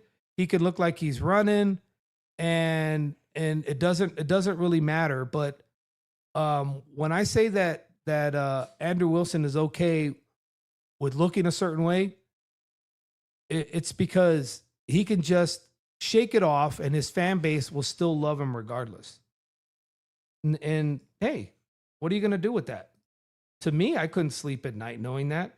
I couldn't sleep at night going, well, he got cooked, but I'm going to Why is Jay Dyer call those guys and you guys grifters? Do you know? Do you want me to tell you? Yeah, go ahead. It's because he believes that you engage in polemics and not apologetics. He doesn't believe that any of you actually will defend any of your positions. I even put the offer up for you, Mauler, to come and do the exact same thing to see if it was the case that it wasn't just purely polemics. Yet one time seen any of you in this group do anything to defend any of your positions to any sort of legitimate scrutiny. Want to do it right now to prove me wrong? We are doing it right now. Can you defend your position? Yeah, I can defend my position, but you're going to have to defend yours. No, see what I mean? Oh, no, That's no, polemics. so no, you're a coward? No, yeah, You're going to run? You're going to run? No. Oh, so you don't want to? Yeah, that's correct. Then get somebody up here that will. Bring Jay. So wait, so you bring only him up. will Bring engage him up. in, so you One for only engage one. in Bring him up. polemics. One for one. Go So ahead. you only engage in Go ahead and polemics. ask me a question. I'll defend. Go ahead. Okay. JP, Are you come on, scared right now or I'm no? here, 1v2. Okay. What do you mean 1v2? JP, get off. It'll be 1v1. All right. Okay, so yeah, here we great. go. JP, get so off. then you and I, we can No, ask. no. we can ask the question. There's nobody pulling up anymore. So you're not going to engage in There's polemics? nobody running. There's no secret guy who's going to help you now. It's just you and me. He doesn't care. Well, he kind of does because he wiped the debate off and he never posted that debate. That was one where he didn't put it out. He didn't put it behind the paywall. Nobody did any reviews.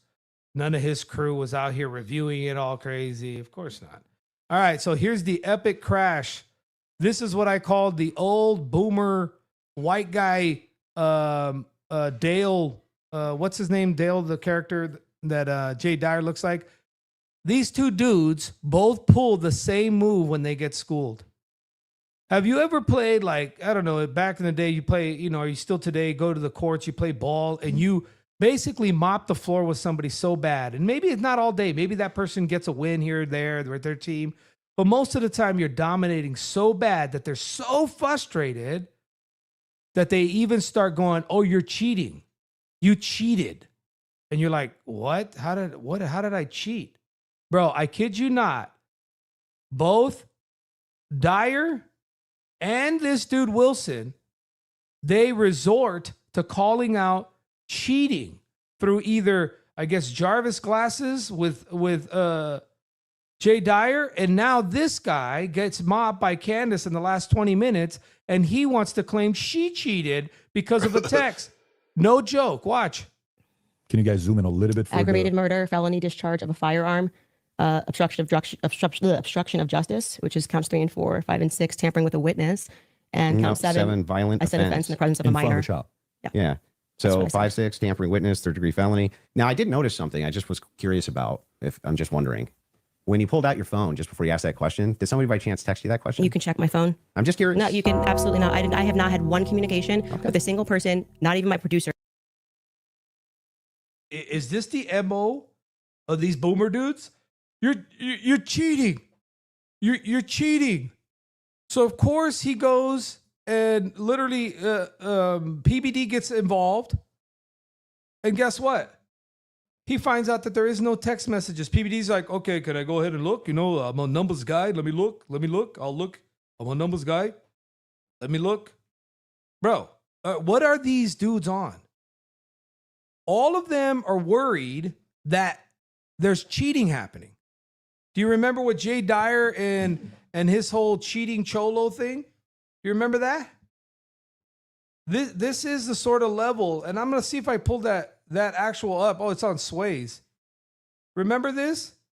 This is the guy who's getting accused of cheating, and he pulls up on him and pulls the camera out. It's like, hey, bro, you're cheating, bro. You know how he does that really weak, supposed, I guess, cholo Mexican accent. So both Jay Dyer, you guys remember this?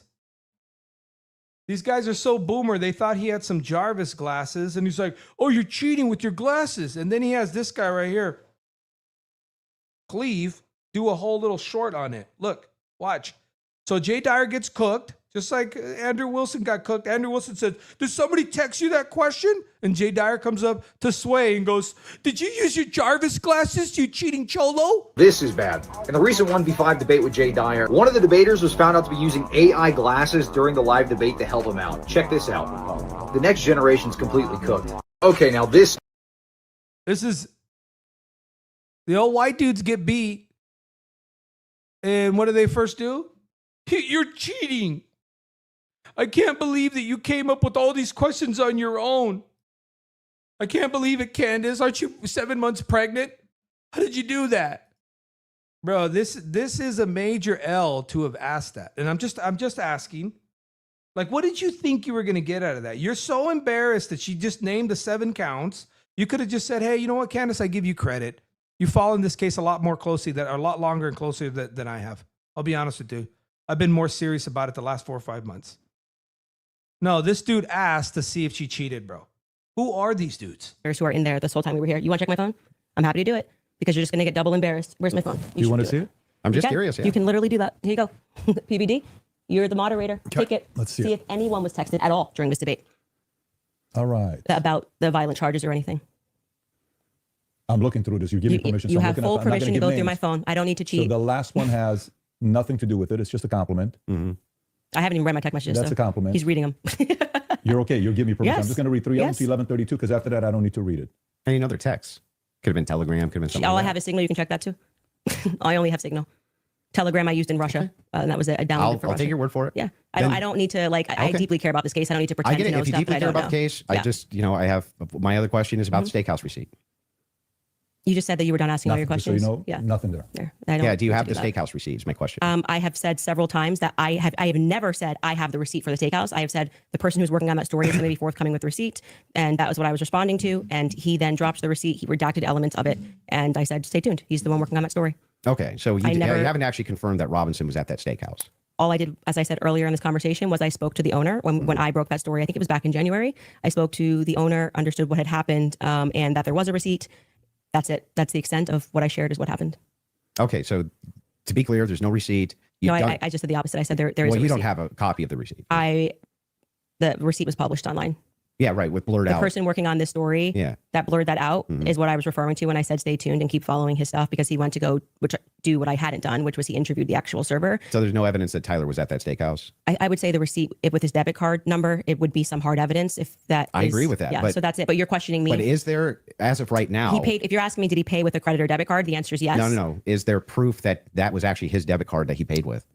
I think you should follow the person that is behind that story. Well, It's the more reason I'm something asking that- you is because you always include it in your timeline that he traveled to the steakhouse. Yeah, we've been building a timeline with things that we feel are But is there any actual Utah 1102 evidence? approved. I think speaking to the owner, knowing that there's a receipt, seeing the receipt. And this is where I just don't feel that Andrew Wilson should have asked this steakhouse question.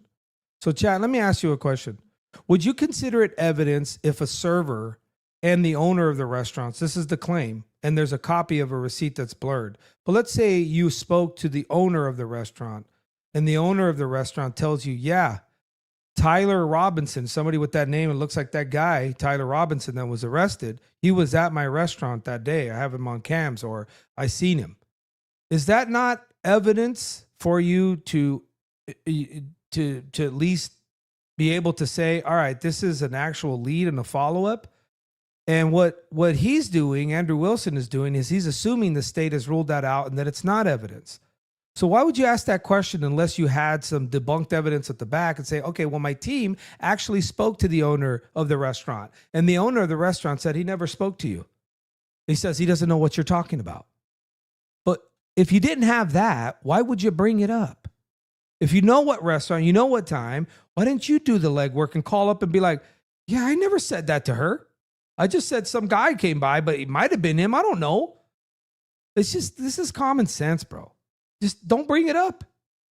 Now it just seems like you're asking questions again for somebody else. You're not asking questions for yourself. You're asking them for someone else. Like I showed you the clip when I asked him, who told you to ask these questions? And he's like, me? And he was lying, dishonest. This is it. This is how he finished. Good enough to put on Right our here. timeline. But the receipt itself, the question I always had about it is, couldn't you just call the merchant? Like if I've ever had a merchant account, I just call the merchant account processor and say, what's the name on this? If you had a merchant account, well, that's what they're showing the receipt is. Well, why wouldn't you just go to the receipt and you call the owner to call the merchant account? I mean, you see what I'm saying? Like this would have been powerful if Andrew Wilson would have pulled up with doubts in that timeline. And apparently he knows the restaurant. He knows the owner's name. At least he can figure it out. Why didn't he call to just put a seat of doubt? You know that server that you spoke to, Candace? She actually says that she can't ID it, that it was him. She doesn't remember. She just knows that there was a receipt. Nothing. Then maybe they did do that and they just wasn't convincing. Nothing to debunk, but it's just, I think it was horrible. And this is pretty much the end of the debate. So let me score the last one because I didn't. But last one with her schooling him on both that and then him showing her phone that she didn't cheat. Last one is 3 points for Candace Owens. So now go ahead and tally me the score of how this turned out, chat. What is our score, final score, chat? And for some of you, it's going to be a sad moment, but you shouldn't be sad because, hey, the score is the score, man. Score is the score. What did Mrs. Mauler say? Because TPUSA gave him the list of questions. Seems that way. I don't know why you'd be interested in this unless he's ready. You hear the boss. The score. The boss asked Kai, what's the score? Somebody give us the score. She got 3 points. What is it, chat? She hit a 3. Uh-oh. LeBron blocked by James. Yo, quad. You guys have been going at it all day with this LeBron Jordan nonsense, bro. 21-11. No, it's. Are you serious? Is that your score? That can't be the score. Weren't we at like 15-11 or something? 14-11? All right, I guess all our scorekeepers are gone. 15-12. Yeah, no, it's 15-12. But I just gave her 3 points, Jay. It's 15-12 after the 3 points I just gave her? What? Oh, Wig says a 17-12. Kai might be asleep. Dude fell asleep on the job, the scorekeeper. Can you believe this? We was at 17-12. All right, so 17-12. Candace gets the victory. There it is. An honest critique. And what this is going to spin off in conversation, chat, and you guys are going to love this, is that I hope that in the next week we find out who exactly lied. And chat, if you want to go ahead and pull up, I'm going to finish on some points here. But go ahead and click on the link if you want to pull up and give your take, your W take. Please, W take, who you think won. Give it to me straight. If you want to click the link and pull up, and we could do that. And give it, no, there's no way it's 15-12 because it was like 14-11 earlier. 18, Clayton Clarkson. Maybe. One of these days we might get a dunk in the WNBA. I don't know score, but Andrew lost the debate with all the evidence on his side. Yeah, that's kind of the sad part of all this. I think that he talked about having this strategy of let her talk. I don't think that was too good because he literally could have taken over both, and he was. The first part was supposed to be her part, and he was dominating the first part. He was talking and controlling 65, 70% of the time. So he had her time and his time. So this let her talk thing didn't work out. So I understand the strategy behind it, but nah. Well, I don't know about all. But ever since that man told me on X and admitted to everybody, Mauler forced me. When I saw Mauler force me into that debate, I would never in a million years say that somebody forced me into a debate. You know, unless like literally they somehow pulled me into it. Like, you know, Discord, somebody can grab you and pull you into a VC or something, a voice channel when you're somewhere else, and they could drag you somewhere and they go, debate. I might say it then, but I'd probably be ready to debate depending on the topic. But I've never heard of something like that. And the fact that that grown man would say that I did that, or it's wild. But this, you know, doesn't surprise me. By the way, I want to show you something as well, chat, is if you want to click the link. there's some back and forth with some EOs recently. There's a EO brother, and I want to give him credit. His name is Jesus, and he ended up joining the Discord. And we were getting at each other. You know how X is. You know, I don't cuss people out and stuff, but we get at it. We poke at each other, you know, make fun of one another in a certain way, but never go too far where it's raunchy or anything, at least not on my part. But anyways, we're getting at it, and he ended up pulling up to the Discord, and we had a great chat, and he understood where I was coming from. And I told him, hey, bro, I know why you're EO. I get it, blah. And we were good. And we actually, you know, as they say, we hugged it out. It was a great convo. And he says, no, bro, I'm not one of those people. I think you're a brother. And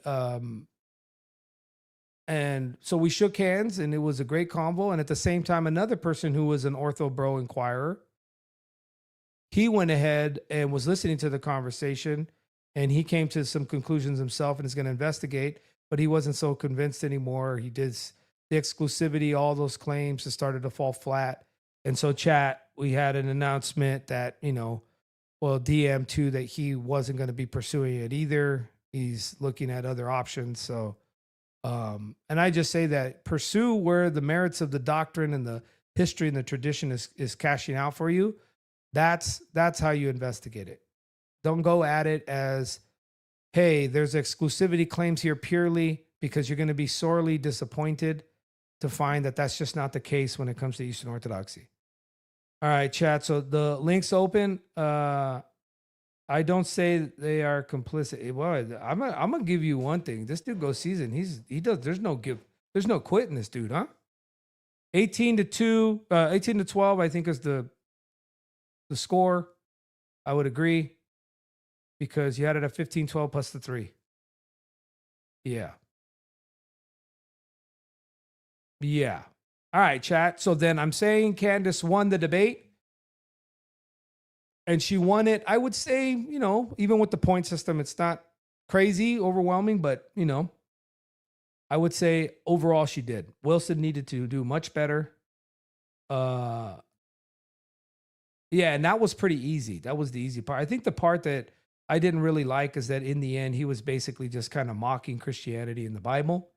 And I knew I was getting into rough territory there because, you know, I'm like, you can talk about me all you want. You can say personal things. When you start talking about the Bible and the Lord, and you start making, you know, faces and joking, and then he started cussing me out and all that. I was like, okay, what am I really doing here? I think I proved the point. I smacked this dude around. He doesn't even want to put up the debate. He doesn't want to talk about it. Mauler, you forced me. You forced me into a combo. All of that just to me was, all right, bro, I think I'm good. I think I proved my point. I think I let the world see that this guy, you know, he's all bark. At least when it comes to conversation with me. It's just a bunch of bark. You don't got no bite. It ain't nothing. And even if we get to a topic where he might know a little bit more than me, it's still I still think it wouldn't go his way. All right. So is it not pinned? Sorry, brother. Did I not pin the link? Chat? Sorry, let me repost it right here real quick if anybody wants to get their bars off. Want to get your hella bars? Go ahead and remind to like and share this broadcast. But so next week, let me tell you what I'm looking at. Let me check X right now to see if this is the case. But I'm looking to see if people are talking and discussing this whole text message that he received. But some of these text messages and some of these going back and forth, I don't know. I don't know if we're gonna get any clarity on that, but I hope we do. Oh, and back is our brother from another mother. What they say, Heavenly Father. All right, Jay, you wanted to make a point. Oh yeah. Yeah, talk to me, brother. Okay, so yeah, I did go back. I scrubbed back and looked at what you said. I think that we are pretty much agreed on that point. I did want to add some clarification here going through my notes. First of all, about lying, since that came up. There's when we're talking legally, obviously, as a rule of thumb, everybody knows it's not a good idea to lie, and you shouldn't. And I'm not advocating for it, and I don't think anybody should be advocating for it. Um, Lying to a podcaster isn't illegal by itself, but it can fall under several existing legal categories. Mm-hmm. So the law cares about harm, fraud, and misrepresentation. So if the lie is about your business in a way that affects the money, customers, or anything else like that, it's fraud. If it's false advertising, that's also kind of fraud thing too. Business misrepresentation, defamation, securities fraud, and consumer deception, those are all those you can get into serious trouble for that. So just again, just clarifying that. Okay, so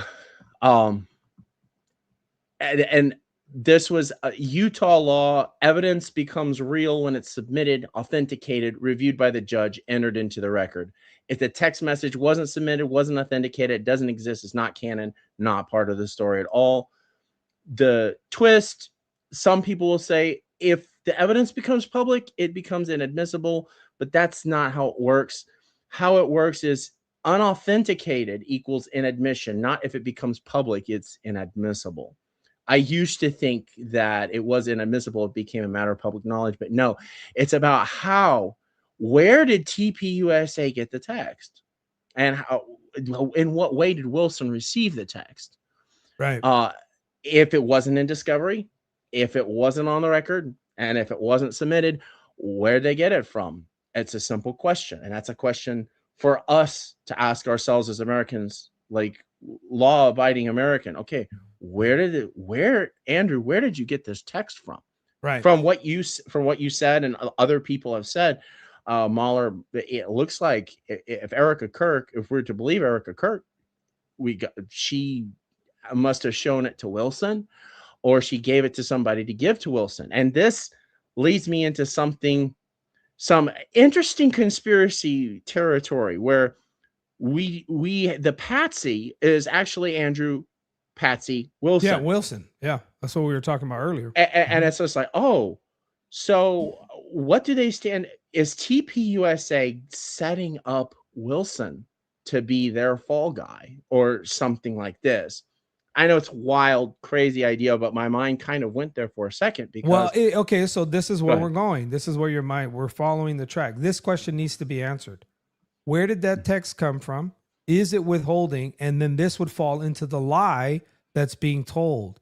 Meaning in the conversation where, let's say, Erica Kirk said, yeah, there was no text sent to anybody that he said he was going to die. And indeed there was, and that was proven to be false, right? Mm-hmm. That was proven to be false. Then directly her reporting, because she's media, it's not a private convo, and her saying, I was told there was no text. She releases that about her public organization that can receive donations based on the confidence of this organization running smoothly, being, let's say, out of controversy, within a controversy, removing itself from a controversy, that would directly affect the investments of those people contributing to that organization. Yes, sir. So by that standard, that misrepresentation would be very illegal.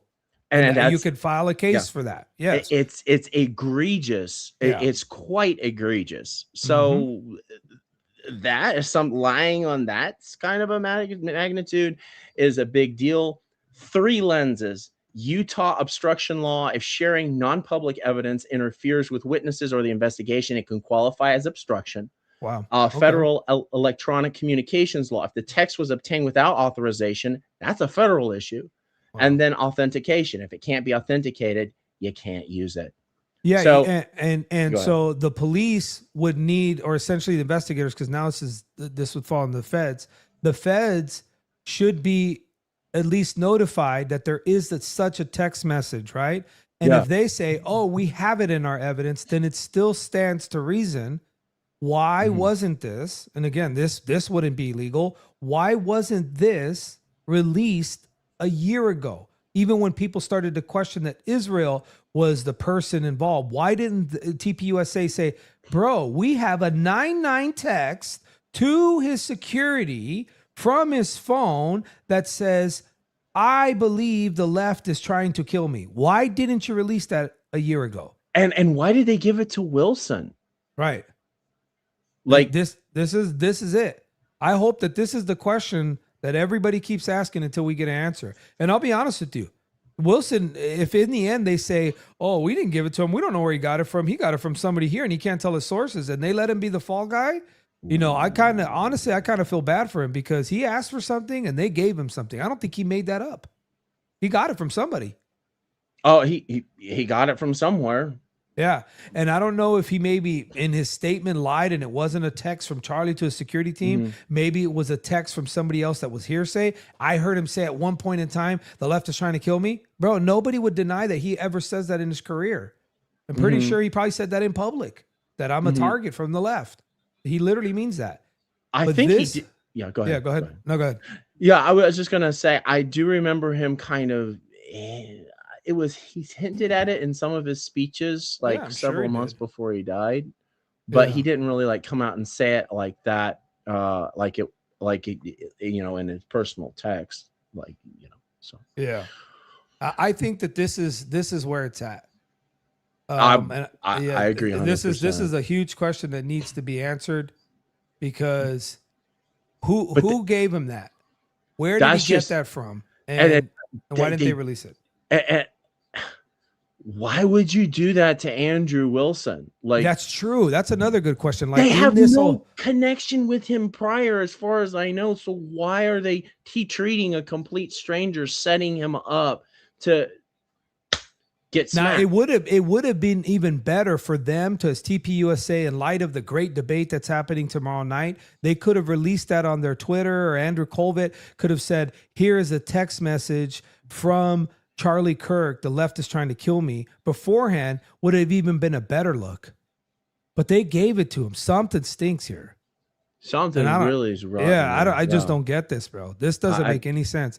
You're going to have to come up with some crazy story that he had a bat phone, that this message was sent through Telegram, that something happened here, that Erica Kirk could say, he never said that. I have his phone. And then all of a sudden we have a perfectly beautiful constructed text 24 hours before he's killed saying the left is trying to kill me. Yeah. You don't think that you could have shut up a lot of people with that? I'm not saying all the conspiracy quacks would have went away, but you could have shut up a lot of people with that. Mm-hmm. Right? Yeah, I agree 100% as far as that's concerned. Yeah. Yeah. All right, my brother. Anything else? No, not off the top of my head. I just, like I said, it's unbelievable. You would set up somebody you didn't even know to do something like that. It just, Anyway. Yeah, no, I agree. Let's keep our eye on it and share. See if you see any debate that you mentioned tomorrow. You said tomorrow. There's a debate tomorrow. You said. You're talking about with me and the pastor? Okay. Yeah, I guess that was the one. Did I mention it here? No, I think I was trying to. I got to follow up with the pastor. I'm supposed to have a conversation with the pastor tomorrow. We were talking about this whole Wilson thing, and you said, in light of the debate that's happening tomorrow or something like that. But maybe I misspoke, or I don't know. Okay. All right. Yeah, but I'm trying. I'm going to have to confirm with the guy to see if he wants on another topic a conversation tomorrow. But okay. All right, my brother. Appreciate you pulling up, and then we'll follow up on this one. All right, y'all. There goes Jay. All right, chat. I think we've seen this through. If I didn't finish and do a 2-part review, I would have hated myself for it. So there you have it. I think an honest assessment. Wilson didn't deliver on this. Candace is still obviously got some holes in her tactics and her debate points when it comes to proving this. But if she's going to drop everything under opinion and I don't really need evidence, I don't know. I think that's probably more than anything illegal. Way to shield against, legal, or she, comes across real litigious people. But she's getting sued internationally, so you know what I mean? Who knows? Who knows why she's doing this? But in the end, I don't think that us as a group, as Christians, can come to these debates. And because I may not like what Candace has said in the past, because you guys obviously know I don't hate any of these individuals. Like Andrew Wilson, to me, I'm not mad at him. I'm not upset with him. you know, I don't really load the guy or anything like that. I could talk to him today and I'm sure we'd be fine. But I just say this, until he repents, I know what kind of guy he is. And I'm okay if he wants to be with that guy because that's how he makes, or he wants to be that guy because that's how he makes money. That's none of my business if that's what he does in public. I'm just saying as a Christian, there's a conflict there. You know, and I think ethically, I don't think you can get away with being a dishonest actor, pulling up, asking questions you don't know supposedly who gave them to you. Then you pull up here, you don't know the case, and you pretend that you do, and then you act a certain way, and you're telling us that those questions there, TPUSA didn't tell you to ask them. That's just not true. He said he had a phone conversation where he says, I'm prepping for the debate. It's very easy that he could have asked them, what do you want me to cover? And they said, we want you to cover this. It's neither here nor there. If he works for them or not, I don't really care. If anything, I want to be the person that asks, who is it that killed Charlie Kirk? And I'm saying is, I don't know that Tyler Robinson, at least right now, acted alone. It bothers me big time that whole thing that people were yapping and talking about him being off the next day in those backwood Discord chats, and all of that evidence is gone. Where did that? Maybe they investigated, maybe they didn't. There's a lot of things, the destruction of evidence, the paving over the area. Where's the shirt? Where's the mic? Where's the clothes that he had on? Where's the forensic on that? Where's the ballistics? It's inconclusive. There's a lot of questions. And I'm just simply saying is, if this was your kid, if this was your situation, would you just sit there and take the narrative? Would you sit there and just say, okay, well, I'm not going to say anything and prove my kid's innocence? I don't know. I might even just start screaming on the rooftop. My son didn't do it. We haven't heard that either. Find that strange as well. Find it strange.